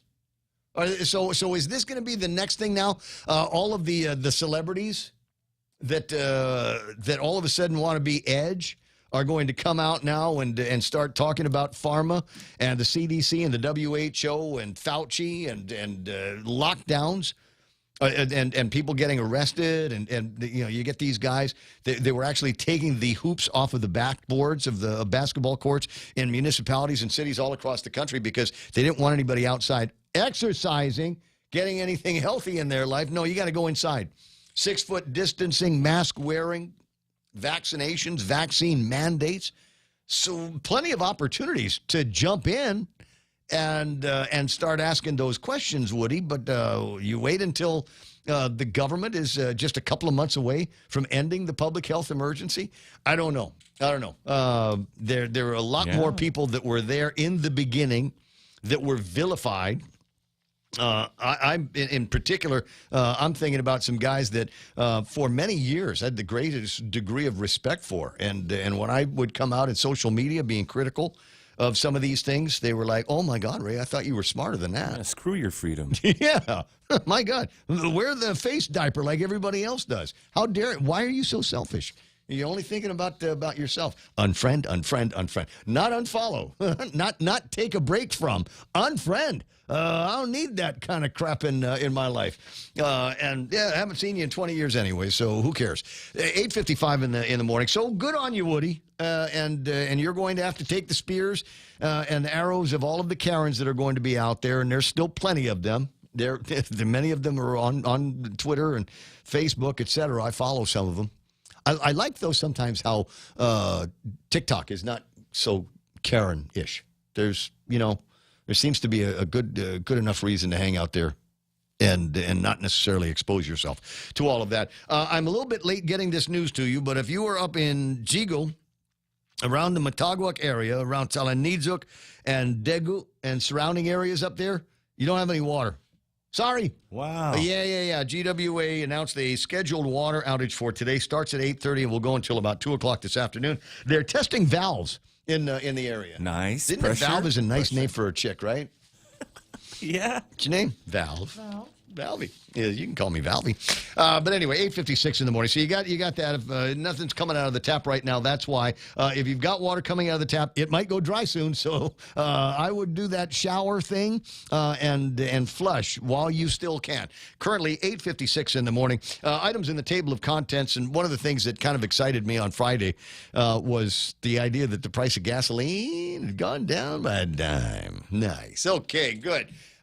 Which meant Saturday ended up being a good day to put some gasoline in the car, just to tide things up and see where it's going to be going next.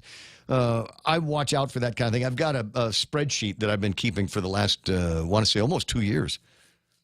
It goes back to prior. I was able to get some data. It goes back prior to Biden taking office, and you can see the peaks and the valleys of what's going on with the price of gasoline. I've not yet tied it to the price of Tapas crude or West Texas, just to see if there might be some predictability I can make and help us when the numbers start looking like it's time for the gas companies to change them. Haven't gotten around to doing that yet. May never, because I'm lazy.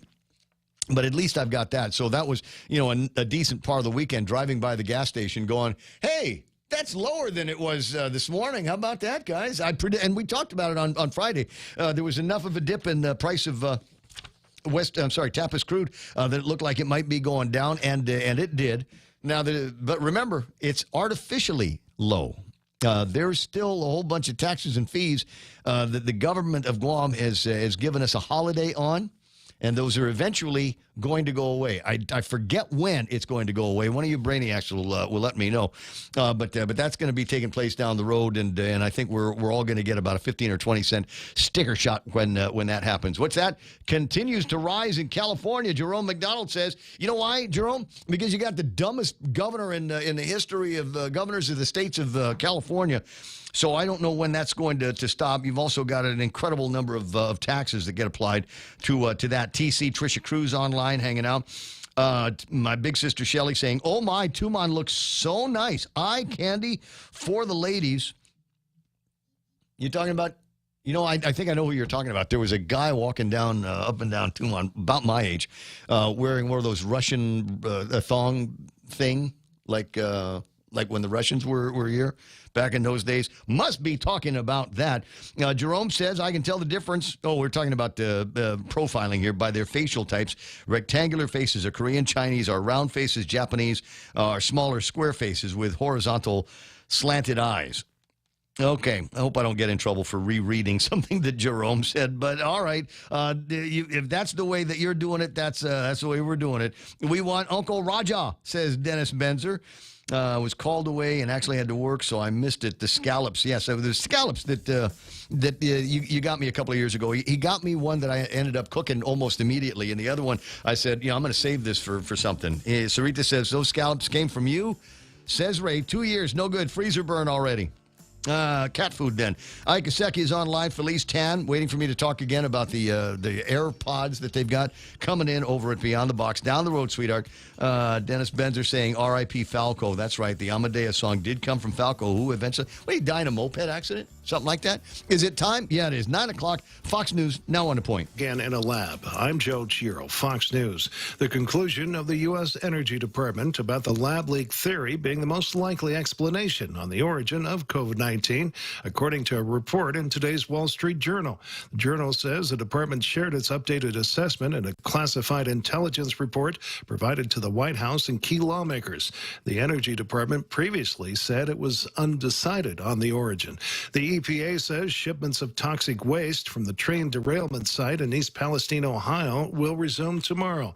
EPA Region 5 Administrator Deborah Shore. I'm pleased to announce that we have identified EPA-certified facilities that will be able to accept at least some of these wastes, meaning that the railroad will be able to restart shipments tomorrow. Some of the liquid wastes will be disposed of in an underground injection well in Vickery, Ohio, and solid waste will be incinerated in East Liverpool, Ohio. Shore says the EPA is continuing to look for more disposal facilities. Today, New Yorkers and the nation remember the World Trade Center bombing before 9/11 and the lives lost on that February day 30 years ago. 6 people died at the World Trade Center when hundreds of pounds of explosives were set off in an underground garage. More than 1,000 people were hurt that day. Governor Kathy Hochul said, as would happen 8 years later on a larger scale, New Yorkers came together. 30 years ago, we lost some of the best of us, and their memory endures. But we also saw the best in each other. Those who died were remembered at a mass that was part of today's observances. Their names were read aloud during the ceremony and are inscribed within the 9/11 memorial at the site. Fox's Colonel Scott in New York. America is listening to Fox News.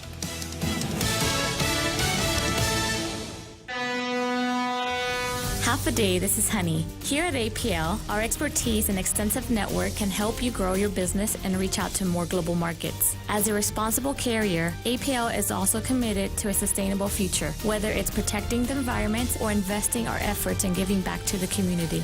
Our dedicated teams in Guam, Saipan, and on U.S. mainland are here to support you. Call 588-4651 or visit apl.com. KFC's Lent menu is filled with so many seafood options, it's enough to keep you going for the entire Lenten season. They're all here. Popcorn shrimp, fish fillets, shrimp and crab Killiquin wraps, and our famous KFC shrimp burger.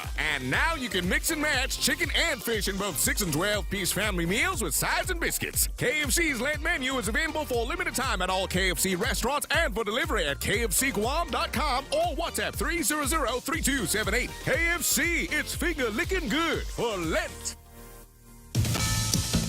Republican lawmakers are concerned about China's influence over the American economy.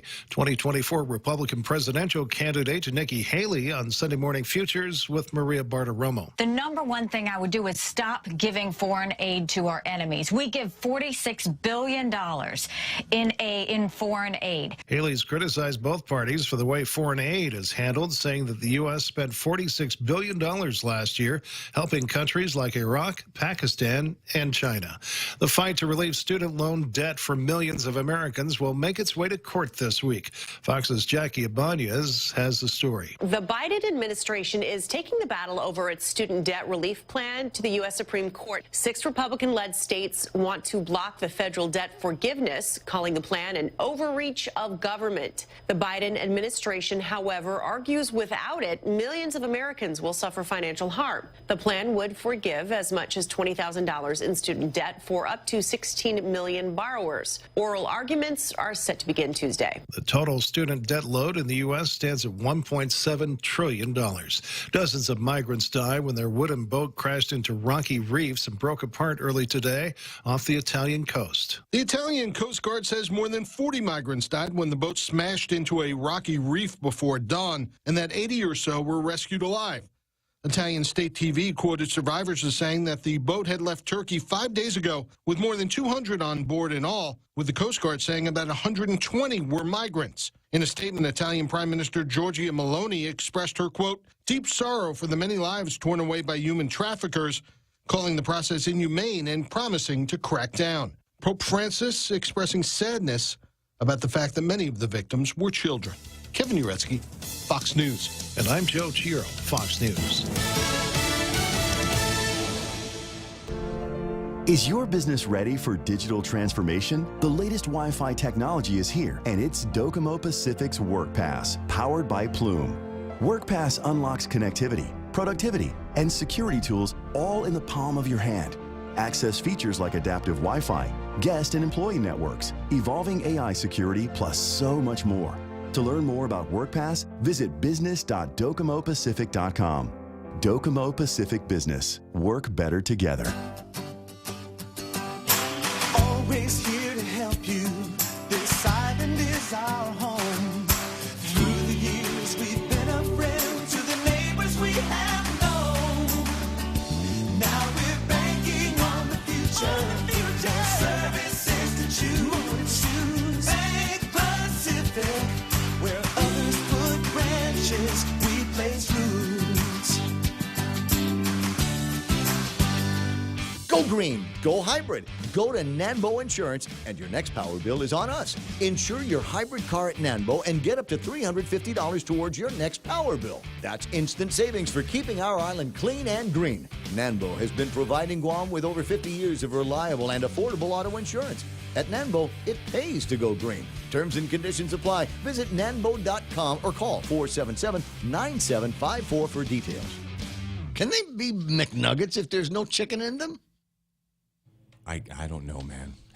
Six after 9 o'clock in the morning. We'll ponder that here in a couple of minutes. But first, Ray Gibson Show portions brought to you by APL, American President Lines, a global presence with a local home, also being brought to you by the team over at Subway. And just love what they have done with the American Club Sandwich. It's the number 10, by the way. Available here and up in Saipan and the CNMI. And what's so great about it? Well, number one, it's kind of all new, from the bread all the way into the meats, additions that we've got there, and all the different toppings that you can get. I urge you to go and try the thing out. I like mine toasted. I think everybody's got their own determination. They can. Okay, how do I put it this way? If you just say, I want a number 10 with nothing else, they will take care of putting the sandwich together for you. All of the toppings that they feel go best with the meat, all the different pairings that they need to do, it's all settled right there in front of you. Now, you can say, give me a number 10, and then when it comes out of the toaster, then you take over. Light on the lettuce, maybe a couple of tomatoes in here, and all four of the things that are right next to the different sauces and other flavors that you can put in there. So recommend that you try that out today, sometime this week. And you're going meatless for Lent, might have a couple of options there for you as well. It's 7 after 9. Eat fresh at Subway. It's the Ray Gibson Show. Call now. 888-TALK. That's 888-825-5. Yeah, I'm making that noise. 888-825-5. 888-TALK. Hold on, selfie time. Yeah. I think everybody should. I think everybody ought to have an op. I am of the opinion, Real Joe, that every day there should be a reason to take a selfie. Absolutely. Find an excuse. Maybe it's a new door that you're moving through. Maybe you're at a new place. Maybe you're like at ITC building trying to find parking. Just take a picture of yourself trying to find parking and throw that in to your mix of memories for February of 2023. Oh, my God, it's almost March of 2023. You realize how close we are to the end of the month here? Yeah. Are you doing Wait that? a minute. 31 days in this month, Ray. Right. So we're not drinking on the 29th, 30th, and 31st of February. You know what? I've been setting myself up for this for a while now. I think I'm up to the challenge. You know what I think I'm going to do? I think I'm going to go run a half marathon on the treadmill over at Paradise I'm behind Fitness. you all the way, Ray. Right? I'm probably going to do that February 30th. I think that's the day that I'm going to do that. I think I got on the treadmill. On the treadmill. Okay. Yeah. Low impact, huh? The knees and the hips. Yeah, that's what I tell myself. And then I go home and throw Salumpas and CBD oils that my sister got me all over everything. All right. So I was asking about chickenless McNuggets. There's a story that's out there. You might have already seen this. They are rolling out chickenless McNuggets, dubbed the McPlant Nuggets, in Germany. It's against God's plan. Why are you doing that? While the fake meat revolution hasn't quite taken off in the U.S., customers in Europe have been more receptive to plant-based McDonald's products. The nuggets are made from peas, corn, and wheat. And there's a tempura batter. They developed that with the Beyond Meat company. Nugget availability in future markets will depend on demand. Per the authors, the McPlant Burger, also developed with Beyond Meat, is a permanent menu item in the United Kingdom, Ireland, Austria, and the Netherlands. But its test run in the U.S. last summer was short-lived. Because I think, as it turns out, I think there's people that go, okay, thanks very much, but it tastes the same. Might cost more than what it is trying to replace or what it's trying to imitate. And I think that's where a lot of people might be thinking, okay, this didn't come out of an expensive cow. This came out of stuff that's grown from dirt. So why does it cost more? Or why would it cost the same? You know, I would kind of be willing, in a completely non-vegan way, to enjoy these burgers if indeed they taste like burgers and they were less expensive than a real burger. And so I think there's a lot of people that are going, okay, I'm missing the connection here. I'm supposed to like this because it's vegan, and I'm supposed to like it so much that I'm willing to pay as much or more for the other product. So I'm not down with that. You know what I mean? So anything to live longer, Ray. Come on, man. Well, I mean, I don't know. It's still fried, right? I mean, It costs money to kill all the bugs on those plants. Oh, yeah. Well, of course. So anyway, 9/11 in the morning, 888-8255-888-TALK is the telephone number around these parts. So much that we've still yet to talk about. You know what's weird is I've been getting blurbs. I'm sorry, something shiny in front of me. I'd gotten a notification from YouTube, and apparently the legislature is going live. Oh, yeah. Yeah, nothing Comments good. armed? No, well, of course not. Of course not. You know what? There's no stones there for that kind of thing. Because I tell you, guys, it is my estimation that if the legislature enabled comments on their live streams, on their live activities, it would change the way we do business in the legislature. If people could actually see in real time the commentary from folks that are watching them, actual taxpayers, actual voters, going, really? Are you guys out of your mind there? What are you, nuts? This is the part of policymaking that is not fun to watch, but there are going to be times where you agree to disagree. So what are we doing? The public hearing on, is it say what their public hearing on? Not yet. I believe that today is the public hearing at 9 of many for, what measure is it going to be? $16 million. Yeah. I got a picture of Joe S. on the screen. Is he going to be the $16 million man? Oh, Is that what's going on? Hey, you guys, smoke break. Give me a cigarette. I'm going to take a smoke break, and then I'm going to WhatsApp everybody how you're supposed to vote on this bill. Anybody want to make predictions on what's going to happen? $16 million that is going to fund a 22% increase for certain of the employees of the executive branch in the government of Guam that have not yet already gotten love during the election time. This is the part where we make everybody whole. This is the part where, hey, nudge, nudge, wink, wink, Gov Guam employee, all in. I saw you at the rally. I saw you at the village meetings. And all I'm going to say is don't spend it all in one place. On the other hand, there's voices, and I riffed on a little bit of this earlier, so if you caught it, just pretend like it's new. Try to act surprised if I hit you with a punchline. There's all kinds of people that are saying, wait, $16 million. You know how far $16 million would go to fix some of the problems that we've got here? That staring us in the face. I'll give you one. Again, your swimming pool. I'll bet we can take care of that. Dave Duenas actually had some information on the progress, if you will, of the Agony swimming pool. He said a grant was applied for, and I believe that it was awarded. And now I guess it's just a question of getting them in there and actually getting the work. Is do the schematics, if you will, of the progress of the process, and then buy up all the stuff that we need. And eventually, one day, and I guarantee it will be pomp and circumstance, the governor will let the kids out of school for the day. This is how big it's going to be. When we can finally go in and put a hose in the shimming pool over at Agania. And that's what it's going to be. They're gonna get all of the different spigots in the area, and they're all gonna have gonna have a green hose over here. Maybe it's an orange hose over there for the lieutenant governor. Valve check. Right? Yeah, valve check.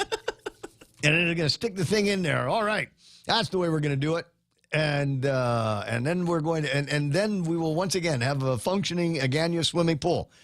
And may I, with a piece of advice, I don't generally get involved in the policies here, because it's not my way. Yeah, it is. Here's my advice.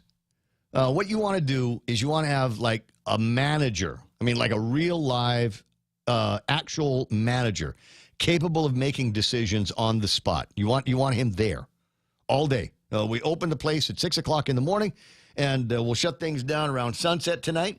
And so he can take kind of a long lunch, but he's got to be there in the beginning to open the place up and count the money in the till. And then at the end of the day, count the money in the till and then make a deposit. And the hospital, the pool should be able to keep all of that money.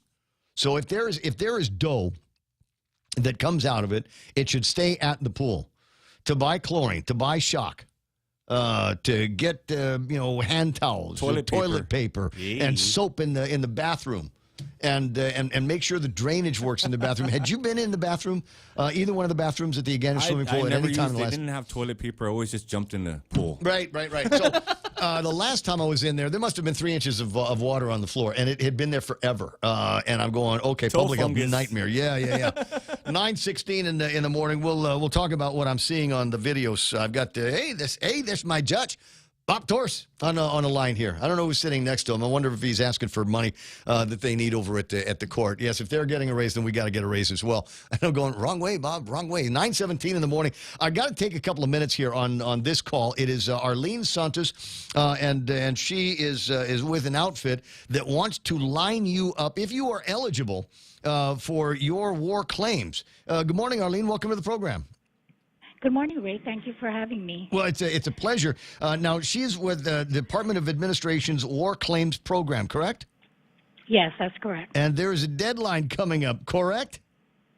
Very soon, and it's this week, Friday, at 5:00 p.m. That's March 3rd. Okay. Now, I was looking over at the website, and I've seen the ads that are talking about this, and there's a kind of a sense of urgency to get people that are eligible one way or another to get these applications in. But there is a process that you've got to follow, and I'm kind of confused about something where the applications need to be submitted by March the 3rd. And then there's processing that will take place, and that's got to be done by the end of March, correct? Yes. Okay. All right. So now tell me a little bit about the application process and who's eligible. I wasn't around during the Second World War. My mother was alive. She was born in 1941, and arguably she might have been subject as an infant and a very young person to some of the atrocities and that occurred during the Second World War. Is there any way that I don't know that she ever filled out an application for any of the previous war claims. Is it possible that I could do that now? Yes. Yes. Yes. So you just have to give me her name, her date of birth, and her date of death. And that's it? Date of death. The date of death is key because it will determine whether she is eligible or she's not. Uh-huh. So the first set of eligibility is we're looking at a time frame. The World War II for Guam is defined by December 8, 1941, when Japan attacked Guam. Mm-hmm. That was the beginning. And it ends, of course, everybody knows Liberation Day. Yeah, July 21st, 1944. But that was just the beginning of the end. That was the American invasion, and that's for purposes of this program, we extended it to the end of the month. So it's July 31st, 1944. So that's the time frame we're looking at. Well, she was alive in that time. Yes, you have to have been alive. It doesn't matter that you're a baby. You were alive on that day, and you were on Guam. And what's the literally the drop dead? The next one of the deadlines. If she expired after a certain time, then she would be ineligible. Yes. So the ones that died during the war is one set of people that are eligible. Okay. The next set of eligibility would be anybody that survived the war and lived and was alive on December 23rd, 2016. That date is key because that's the date that President Obama signed the bill into law, finally giving Guam war claims. Mm-hmm. Unfortunately, it's not retroactive, so those that died before that date are not eligible. But moving forward, even if they died after December 23rd, 2016, they will be eligible. So she expired prior to that. So she would be ineligible now. Correct. Is there anything for me? Not fair. Survivor of a survivor? Yes, the only ones that can apply for somebody that's eligible and is deceased are children and spouses. I see. Nobody else. No brother, sister, aunt, uncle, or cousin. There's, I've got to say, you guys did an outstanding job putting together the FAQ on this kind of thing. There are a lot of people that there are still, thankfully, a number of folks that survived the Second World War and are still with us, thankfully. And it is possible that they had never applied for any war claims in the past, and now might be an opportunity, and perhaps for the last time in their lives, to be able to get some of these funds. Yes. Are there any other eligibility requirements other than the time periods that you spoke of? No, it's very clear that, anybody that survived the war. Now, in the application, there's a requirement that everything be notarized as much as possible, and you've got copies of positive identification for yourself, birth certificates, if applicable, death certificates, etc. Make sure all of those things are together by March the 3rd. Yes, at 5 o'clock in the afternoon. Now, I suppose the other part of this is, now I might know somebody that is off island. The deadline still exists. How are they able to put all of these things together? Is there a way that that we can make sure that so long as what the postmark? Yes, so long as their submission is postmarked March 3rd. All right, then they will be in and included in all of this, and then then the rest of it is they just got to make sure that they make it through the application review process and then can be awarded money. Do I just come by and pick up a check, or how is that going to be done? That would be determined by the way you complete what we have an attachment 3. It's called payment option form in the application packet, which tells us if you want to pick up your check, if you want it mailed to you, or if you want it to be direct deposited into an account. All right, so just put that check mark down there, and the money will find its way to you however you choose. If I had already filed, if I was a World War II survivor and filed for other war claims, this is not the first one in the history, but if I'd filed for other war claims or made other claims against for the Second World War, would I still be eligible for this round?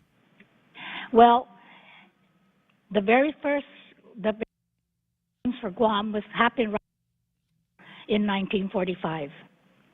After that, 1 year, people were given 1 year to apply and to get compensated for any damages, injury, loss, or whatever they had at that time.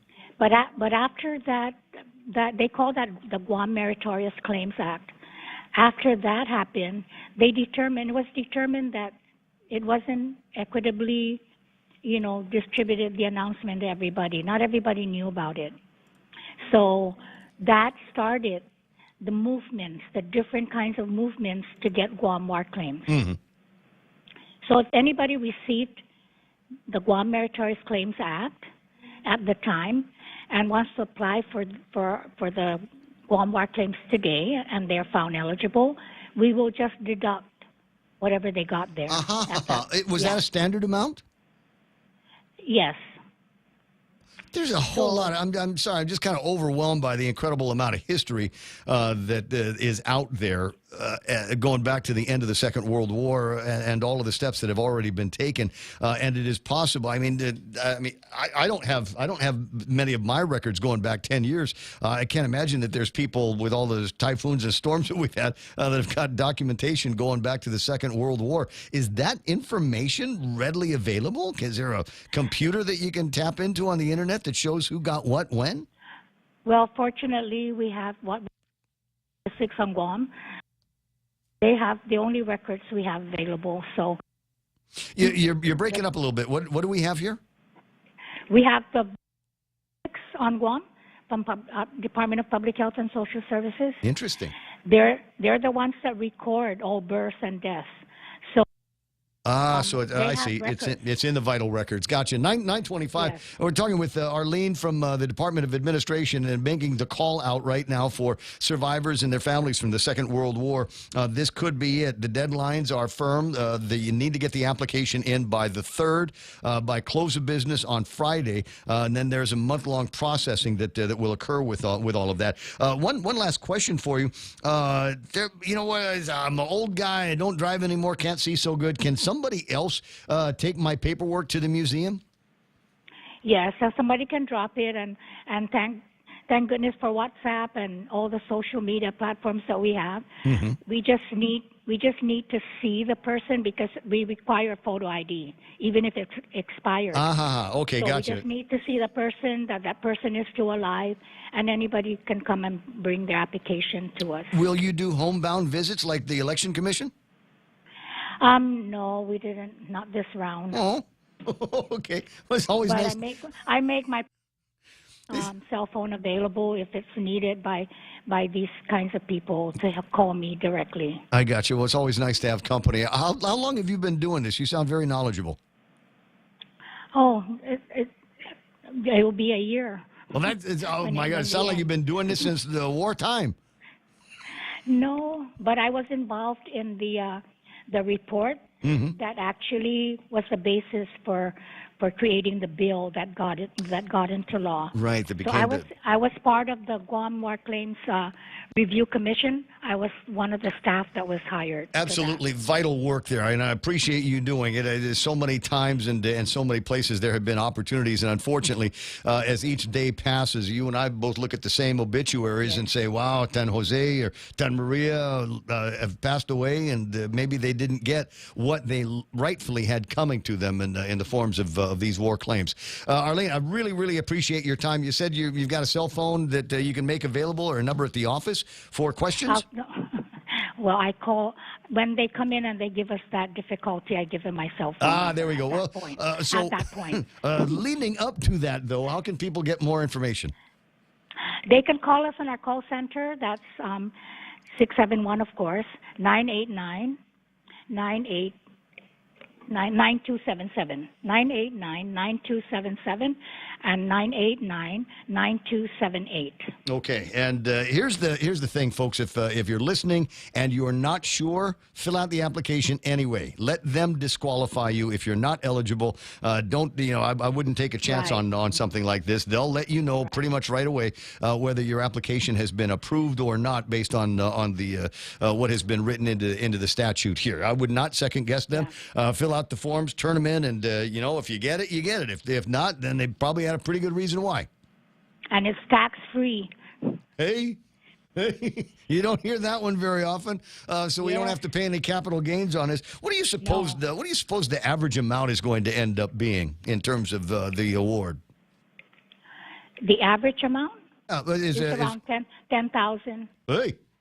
Okay, it's worth the 10 minutes it's going to take to fill out the application and gather up all of the paperwork. Arlene, you've just been so incredible. I appreciate your time here this morning. 989-9277. If you've got more questions that we're not covering in this, get the paperwork in. Close of business March 3rd. Sadik, it's time, Umbi. Thank you, Ray. You're very welcome. I appreciate you calling in, and hope you're successful. All kinds of people that might be still alive and eligible for all of this, and even folks that have passed away. Information is there online, and it, as I said, it was pretty. I want to say I got the link. Let me see if I can find it. Just real quick, doa.guam.gov. /Guam-war-claims-2. And I'm sure that if you go to the website, you will find right there on the very front of DOA's website, maybe a link that will take you directly to that if you've got other questions. As I said, very well put together FAQ is online, as well as some of the backup documentation, including the actual statute language, if you want to see that, and other notices that they've put out to make sure that they're in compliance with the open government law. 930-888-8255-888-TALK. Getting to him right now. Former Governor Carl T.C. Gutierrez, among the busiest guys in town. Got word that we've got some Korean celebrities coming to town here to do some filming that isn't costing us a dime, Unc. No, and we didn't even really know about it, so we're looking for them right now and see what we can do to get together and promote a little bit more than what they're going to do. Yeah, guys, the guy's coming out with his family. His name is Moon Hee-jun, South Korean pop rock singer-songwriter, signed, never mind where he signed it, originally rose to fame as the leader of former boy band H.O.T. So we've got apparently somebody in the big time that's going to be coming out. The gist of the show is that their adventures and misadventures when they go traveling as a family. So I think this is going to be a great way to showcase what Guam has to offer Korean families. I'm kind of excited about it, and hope you're able to make contact with them and their network.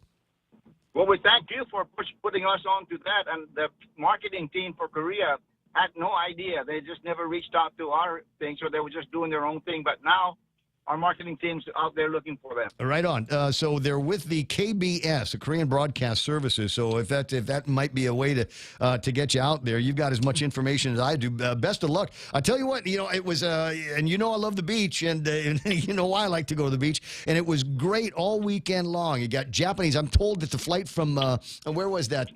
Was Narita came in last night full from Japan. Yes, they're starting to really come in now. When JATA came here for the first time in the history of JATA to have their board of directors meeting here was unprecedented. They really had a nice talk with the governor and the lieutenant governor and Jesse Lujan and Bello, and they actually heard from the leaders outside of GDB how they want the tourism to move here, and they really got excited, especially with the involvement of the mayors of Guam and students staying in their villages and vice versa. There's so much great opportunity, and I'm at the beach yesterday watching Korean families and young men and women, look like couples that are traveling from Japan to Guam. I think our girl Donna said she did a wedding over the weekend, and she works at one of those fancy wedding places. So I'm pretty sure they were customers coming in from Asia as well. Plus, we've got our share of military on Guam this week, don't we? That's right, and man, I tell you, when United starts wrapping up their other flights and Japan Airlines moving in a couple of weeks, we'll be, hopefully the military will still be here so they can interact. Oh, that'd be great. Well, I don't know, because it was kind of tough to find someplace to eat in Tumon last Friday. I mean, it was absolutely jammed. I got friends that love a burger, and these guys wanted to go and try a place called Savage, which is, by Vikings. Yes, right. I'm sure Carl doesn't know what Vikings is. I know Porky's. It's near Porky's, and so we went over there, and there was a line of people 10 people deep outside. They had not even made their way inside. So we walked up to a couple of places, and fortunately they had some room for us over at Chili's. So that's where we ended up. So I'm thinking, good on you, Uncle Carl, with the Japanese coming in big numbers and the Koreans in even bigger numbers. We've got a lot going on with the hospitality industry, where it's so vital now that it looks like the hands have been made across the water, and we were able to get a membership meeting together on Friday, and now we're swearing in four members of the board. I don't want to say new, because George was already there, and so was Mr. Jones, Jeff Jones. Yeah, well, Milton was calling for a meeting on March 7th, and we're trying to keep up with the open government law, whether we can really do it that fast because of the time limit it takes for us to submit advertisements into the paper. Right. So we're trying to get that thing down. It won't be beyond the 10th of May, though, but he's asking for the 7th, and we're trying to accommodate that. Did you so just that they make... can have an election of officers. It will be a new board. They'll have a new election of officers and move on from there. Now, a couple of interesting things about the way the election was conducted. You didn't necessarily need to have an entire room full of people to get as many of the votes out, right? I mean, what is it, like three or four people voting on behalf of? On behalf of two companies. They ran the election pretty much. Okay. I thought that was kind of interesting. Is that going to be addressed in any of the statute that is being proposed at the legislature? I know that there have been conversations about what the operating entities are going to be versus with the board. So we've got are we a management board? Are we an advisory board? I'm told that there is legislation now that could clear that up. Would it also clear up questions about membership and voting capabilities?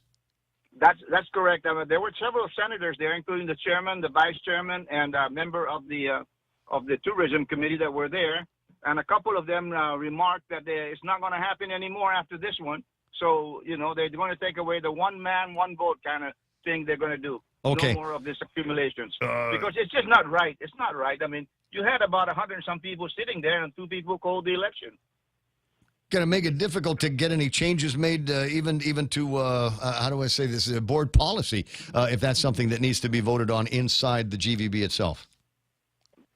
That's correct. And I don't know what's going to happen, but I really felt good that day that those people that came in with their nominations actually complied with one law that we asked them to, and that if you're representing a corporation, bring in a resolution from your corporation giving you that authority, and they all did. Never happened before.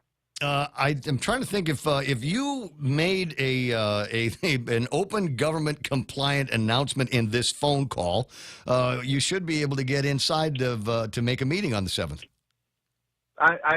Well, possible, but I want to make sure that nothing has changed. I'm just out in the parking lot of GVB right now. Let me go in and see what they did. All right. Well, you get in there and see what's going on. If this thing counts, we'll have it on the 7th. That's Tuesday. But hopefully this will count, so we don't have to worry too much about paying $100 some or $600. No. I'll still charge you $600. That's all right, but everybody else does anyway, so that's good.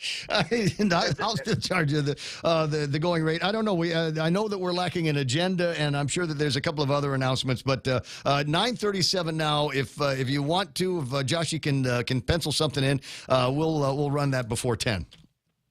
All right. Thanks a lot. See if that meets it. All right. Well, you have a fantastic day. Hugging and kiss to Auntie Jerry. I'll see you soon. Thank you very much. Thanks, everything. 9:37 in the morning. Well, interesting the way it comes out. What do you say? Just 2 companies with a number of members were able to vote on their behalf.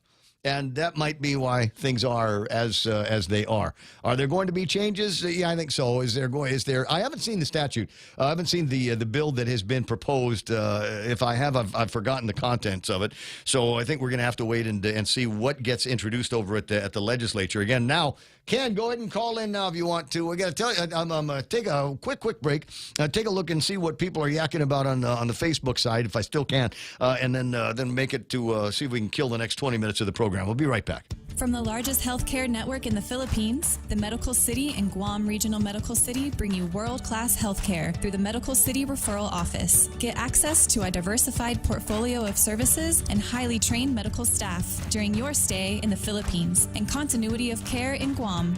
If you are looking for a partner on your journey to wellness, take your first step with the best in the Philippines and in Guam with the Medical City. You may visit them at the Rancare Building in Tamuning or call 645-5645. Join us at Mezcla Chamorro Fusion Bistro and see why they've been crowned Guam's best Chamorro food restaurant for 9 consecutive years. Experience Chef Peter's candied salmon over scallion coconut rice, octopus tinactac, Chamorro platter, and their award-winning gourmet burgers. Or if you're looking for something healthy, try their keto-friendly menu. Come and enjoy Mezcla's half-a-day service at their Hagåtña location from 11 a.m. to 2 p.m. for lunch, 5:30 p.m. to 9 p.m. for dinner, or 10 a.m. to 2:30 p.m. for their famous Sunday brunch.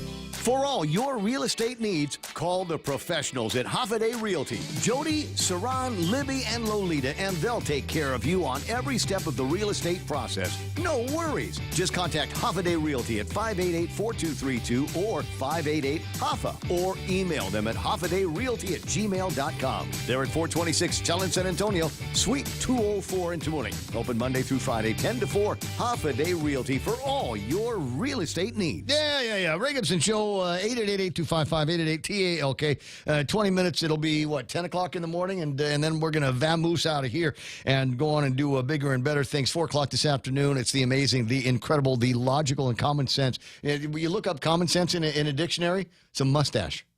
Just a mustache. Yeah. That's code for Bob Klitsky's Tall Tales. A must listen, if you will. Oh, I got to do a shout out to Carl Meyer, who's in Sacramento right now. This dude moves fast. He's moving waiting a new assignment. I see. Okay, so I saw him on Saturday for a little bit, and then I saw him on Saturday. Can I just, before I get into the Nissan thing, can I just say what a great time was had by all over at Lada's on Saturday night. I guess at Lada's anniversary or going away. I'm not sure what it was, but I had the opportunity, Joe, to spend a little bit of time over at the pool table. Oh, yeah. Yeah. Well, because the rest of the room loaded with food, and there was all the regular Lotta crew was in there, and they started playing broomstick pool. No. Have you ever seen it? No, explain this to me. It's pool, but you don't play with a pool stick or a regular pool cue. You play literally with a broomstick. There's the leveling the field right there. Oh yeah, and it needed it. Bro, I was watching one of our bros, and he was playing like it was for life or something, and he was playing against this girl, and she's kind of had that look like, oh wow, this is cool pool. I've never played this before. And then, there was a moment on the table where she had an opportunity to run it. And she did. Wow. And the guy's just kind of looking at me, looking at the table, looking at me, looking at the table. I'm like, hey, bro, I'll buy you a beer. I'll get you a beer. But so I'm ambling up to the bar, and there's Carl Meyer. Again, for the second time. So hope you had a safe journey out to Sacto, and be very, very careful out there, because that is the land of the weird.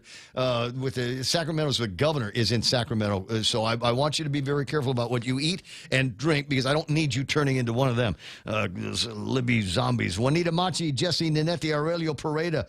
Nate Horn says the gas tax holiday expires mid-June. Thanks for that. Joey Chargaloff says, Hafa Ade Ray from Bangkok, Thailand. OMG, eye candy for the gents, too. Really, Joey? Are you going to do your dance? Do the dance. If you're not doing the dance, then it didn't happen. Let me see. Beautiful Sarita Garin doing the countdown. 301 days to go before Christmas. Oh, my God. Jerome, we were talking about the, the chickenless nuggets that are supposed to be coming out with at Mickey's. Chicken ligaments or fillers for the McDonald's chicken nuggets. Gross. Vince Polino. No, this is gross. Vince Polino said, kids have always dug into their noses and pulled out chickenless nuggets ever since, Ray. Okay, right on. Bunker says, fix the schools and the pools. Sarita says, maybe $16 million goes to GovGuam salaries, Ray. Maybe. Well, that's where the governor wants it to go. He basically gave everybody the raises, but didn't have the money to go all the way through. And now they're sending that task over to the legislature. And we'll see what happens there. I think there's going to be kabuki. Do you think, Joe? I think there's going to be kabuki. There's always kabuki, Ray. I think, you know what it's going to come down to? It's going to come down to what Bob Klitsky and I absolutely love the most that they do over at the legislature. Pass. And then you start counting the yeses and the nos. Absent. Think there might be one of those. One or two. Okay, there might be one of those out there. Pass. And then the third one, he kind of come up with something there. And it might be one of those cases where if you did it right and you were in the right alphabetical zone at the legislature, by the time they get to your third request for a vote, it might already be a foregone conclusion. So you could stand up and say, I vote no on this act. I believe in fiscal control, and now is not a time to be handing out raises, despite what you might have heard from my esteemed colleague from Molesso, or whatever it is, right? You're going to be able to stand on their rock and pretend, but all the time just waiting for an opportunity to get in there. As Bob Klitsky and I will say, you've had ample enough time to know what this is all about and come up with an answer. We should not have to pass. That should be the path of last resort, if you will, at the legislature.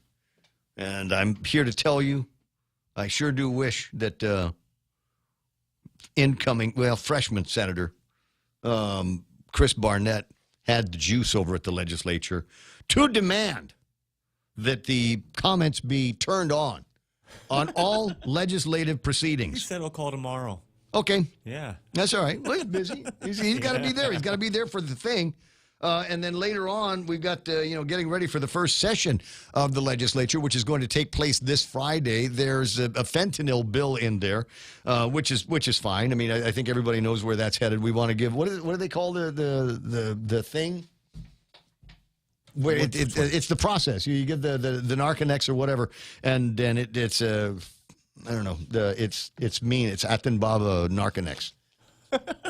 And it's bad for the fentanyl. So there's a bill there that they're going to vote on, and everybody's going to vote yes on that. And then there's the other two, and the other two would put the legislature squarely in front of anything that the governor is going to do with regard to that hospital and with regard to that piece of property that Therese Terlai has talked to the actual owners of, the original landowners of the field. Who've been kind of hoping that one of these days, if the military says, we don't need that land anymore, that they might be able to get it back, as has been the case with virtually everybody that has been able to prove that they were original landowners of something. The only ones that get screwed out this are the guys that own property underneath the airport, maybe a few other facilities that we're never, ever going to be able to give back to them. Yeah, if only people had listened to Carl Gutierrez in 1990.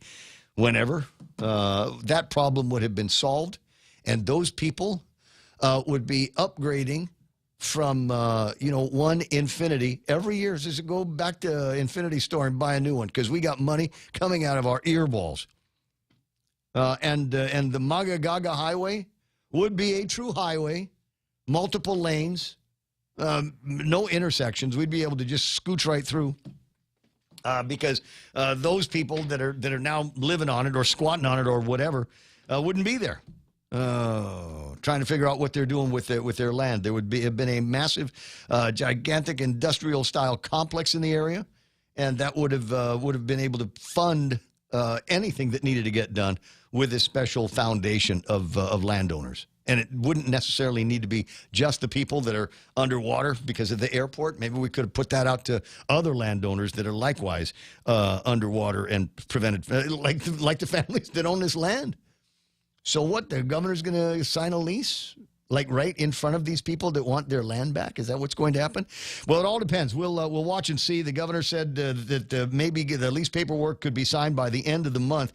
And I don't know if the governor signs the lease, if the legislature puts a piece of statute in front of it, will it make any difference? I don't know. Susan Dashkusa, Renee Amwan, Bertha Maza Cruz, they might know. Joey Toves is there. Jerome McDowell says, last time I watched a kabuki show in Japan was in 1974. Oh, real kabuki. Okay, gotcha. 9:48 in the morning, 888-255-888-TALK. The Jackster. Bro Cephas. Hey, morning, Raymond. How you doing there? Hey, I'm quite happy. I'm no longer living paycheck to paycheck. Hey, how about that? You're completely broke. Better than that. I'm living direct deposit to direct deposit now. About the homeless up at Dedido, good mayor of the Republic of Dedido should do what the governor of Florida does and just, bust them down the Adaloop. Just get them. Hey, you guys need a free ride down the Adaloop? We'll drop you down at the kitchen down there, and just take them and bust them there, and then bust them down the Adaloop and put them there. Well, but did you hear the Adaloop, just clear the place up and. Did you hear the mayor saying that they live there because it's I think this is a quote now, because it's close to their work. These are the panhandlers that will panhandle between that intersection all the way over to the McDonald's intersection and the Bank of Guam across the street, etc. And so they will and the cleaners, the laundry that's down there. You get these guys on all sides on a good day. And that's where they live so that they can be close to it. Wake up in the morning and throw a brush across your teeth or not, just go and hang out and grab some money until you got enough to be able to go to the store and, six-pack yourself up, maybe get something to eat, some cigarettes, and you're good to go. I mean, how much would that be, right? Asahi Blue or Natural Ice, what's a six of that cost? About $7?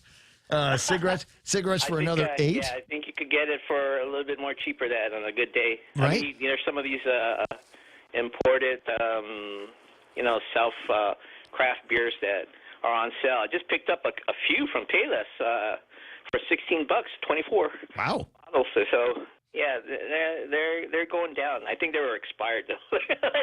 For me, it didn't make any difference. But I caught. I was listening, to that war claims stuff, and unfortunately, I don't qualify because my folks and relatives weren't here for the American invasion. They were here for the Japanese invasion. Oh. They weren't here for the American one. I don't know if you caught that when she started explaining the war claims information. Right. No. I thought I was, but my mom was Yeah, here. she said American invasion. Yeah, I did hear American invasion. You're right, but I sound like a nice lady. I didn't want to correct her. There goes my claims. As the Americans didn't invade, they liberated the island from the invaders. But like I said, she was a nice lady, and I didn't want to give her a hard time. So I know she was. But anyways, I'm just calling to say have a nice day. Yeah, it was pretty much busy down there in Tamuning. wasn't it great? Oh my God, Tumon was just cranking. They got that one 4-way stop where everybody can cross the roads. That place has been just absolutely jammed. If your business is not raking in some dough here right now, you're doing it wrong. It's time to light the place up and turn on the air conditioning and have somebody outside doing some touting and saying this is the place here, guys. You just got to, like with the military guys, all you got to do is say, hey, listen, we got a great strip show inside, even though you don't. And then every time they go, hey, where's the dancer? You go, oh no, just give it another 5 or 10 minutes. They're just getting ready, and keep selling them drinks and food. I know Chris Barnett, your boy there, but just a word of caveat. People really show their stripes in times of crisis, and you mustn't forget. If he had his choice during the pandemic, he would have strapped you down on a gurney and gave you those injections. So just keep this in mind. I'd never heard. Was he a vaccine and mask Nazi? Yeah. He had the whole regale, had the face shield, the mask on, and promoting the vaccination and stuff like that, hardcore. Right. Well, I mean, everybody had a difference of opinion. Well, no, this is not opinion. This is what I'm talking about. You judge people by their works, their actions. And so now that things have gone, sort of calm, you have these people coming out of the woodwork. They're cool with their facade.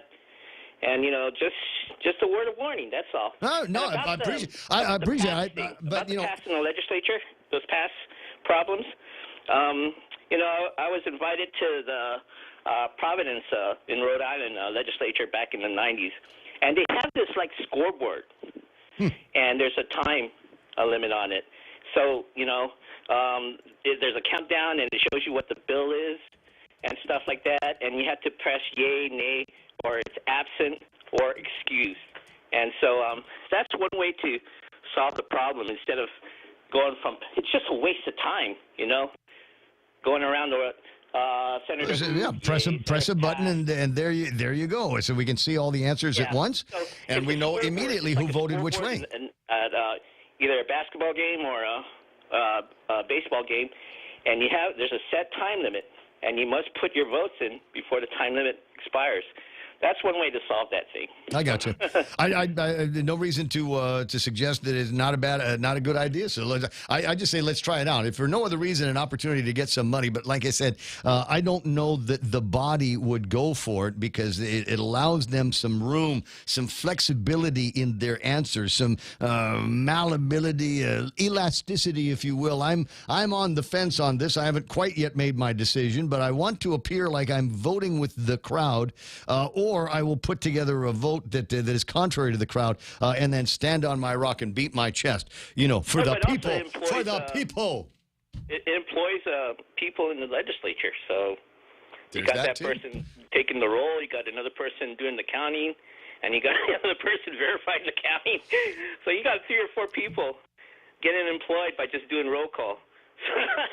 And you know, and the government only gets bigger and more expensive. 9:55, Jack. I'll talk to you pretty soon. All You right, have a brother. great day. Earlier, I was talking about Cope North, wondering when is this over? Because this still seems to be lots of warbirds flying around. Not complaining, mind you. Not complaining. I know from a couple of people, though, that, you know, okay, I'm tired of it now. It was nice while it lasted. Does it need to last any longer? According to my guy, Colin, says Cope North ended Friday. It's saber rattling. Did you get Ray. the coin? Did you get a coin? I didn't get a no, coin. No, the man. saber rattling is sending the USS Nimitz out there. That's Yeah. in my mind real saber rattling. It is a big deal when they say that it is around Guam. And then a couple of articles that I've read just this morning that are talking about a different kind of strategy and the value of that ship being so close as it is to a eventual decommissioning. And the theory is it's expendable. It's the words Forbes said that. Wow. It's expendable. We've gotten an incredible amount of value out of it over the last 50 years, and if we took it out, well, it's a couple of years away from being decommissioned anyway. It's not like we want to send out one of the new ones that have got another 50 years worth of life on them. So hey, let's go ahead and send out the big badass Nimitz and make everybody feel good. Anyway, says many units still on island packing up. Usually they, allies, hang around for a week or two. Marines stick around longer and still fly around some. And that might be what you're seeing outside. Again, as in my mind, that is the sound of freedom, ladies and gentlemen. And with as much noise that the Chinese are making, the North Koreans are making, and the Russians, frankly, are making, it seems to me that we need to be able to make our own noise as well. And I hope that our noise is a sufficient enough deterrent. That's what we're trying to do, isn't it, guys? A deterrent. We want to put the other guys on notice that everybody is going to get their hair mussed up in this. So maybe we ought to rethink where we are with vis-a-vis the Chinese now taking a much more active role in what's happening in Ukraine. Did you see that? They're talking about they came over with a little bit of a how do I want to say this with a peace package. They were trying to broker a peace. At the same time, they said that they were going to be giving the Russians, quote, lethal aid. Oh, thanks, guys. All right, former Governor Gutierrez said the group already left Guam. They were at PIC from February the 8th to the 11th. Well, crap. Maybe they'll come back. But the good news is on this one is then they're going to be going back to Korea, and they're going to make a TV show about their experience on Guam somewhere between the 8th and the 11th. Hopefully, everybody will watch it, and hopefully it puts Guam in a good light. I got my fingers crossed that they didn't drive around the Himlani Apartments or Libugan, right? No, I hope not. Didn't I say that might be something fun to do one of these days? All right, 9:58. I can see what you're doing up there. Do I need to go into the last break of the program? No, we're good. Are you We're good. We're okay? Yeah. Oh. So I got to talk for another 90 seconds. You got this. I man. don't know, man. I don't know if I got another 90 seconds in me, man. Bro, Cephas, I don't know. The piece of good news, I guess, is the Presidential Search Committee now has a chairman at the University of Guam and somebody that is going to go out there and beat the bushes around the round world. Hope to have a number of suitable candidates by the 1st of April. Don't talk to me about the significance of April 1st, guys. But at any rate, that's what they're looking for, somebody that needs to be in a position to replace Dr. Kreis and all the work that he and others have done at the University of Guam over the years. I'm telling you that the correct answer is right in front of your nose right now. Just don't bother with it. Well, you do it for the kabuki value, right? But at the end of it, Dr. Anita Enriquez needs to become the next president at the University of Guam. The woman eats, sleeps, breathes the school, and as many programs as she's in there, knows all the movers and shakers here. The primary job is to raise money at the university, and there's not one person in the business community, et cetera, that does not know or done work with Dr. Enriquez in the past. It's her turn. Let her do it. It's 10. Here comes the Fox News on the point. I'm Joe Chiro, Fox News. The Environmental Protection Agency announced today that Norfolk Southern will resume shipping toxic waste out of East Palestine, Ohio, beginning tomorrow, to separate sites in Ohio for liquid and solid waste. EPA Region 5 Administrator Deborah Shore also stressing the air and water remains clean at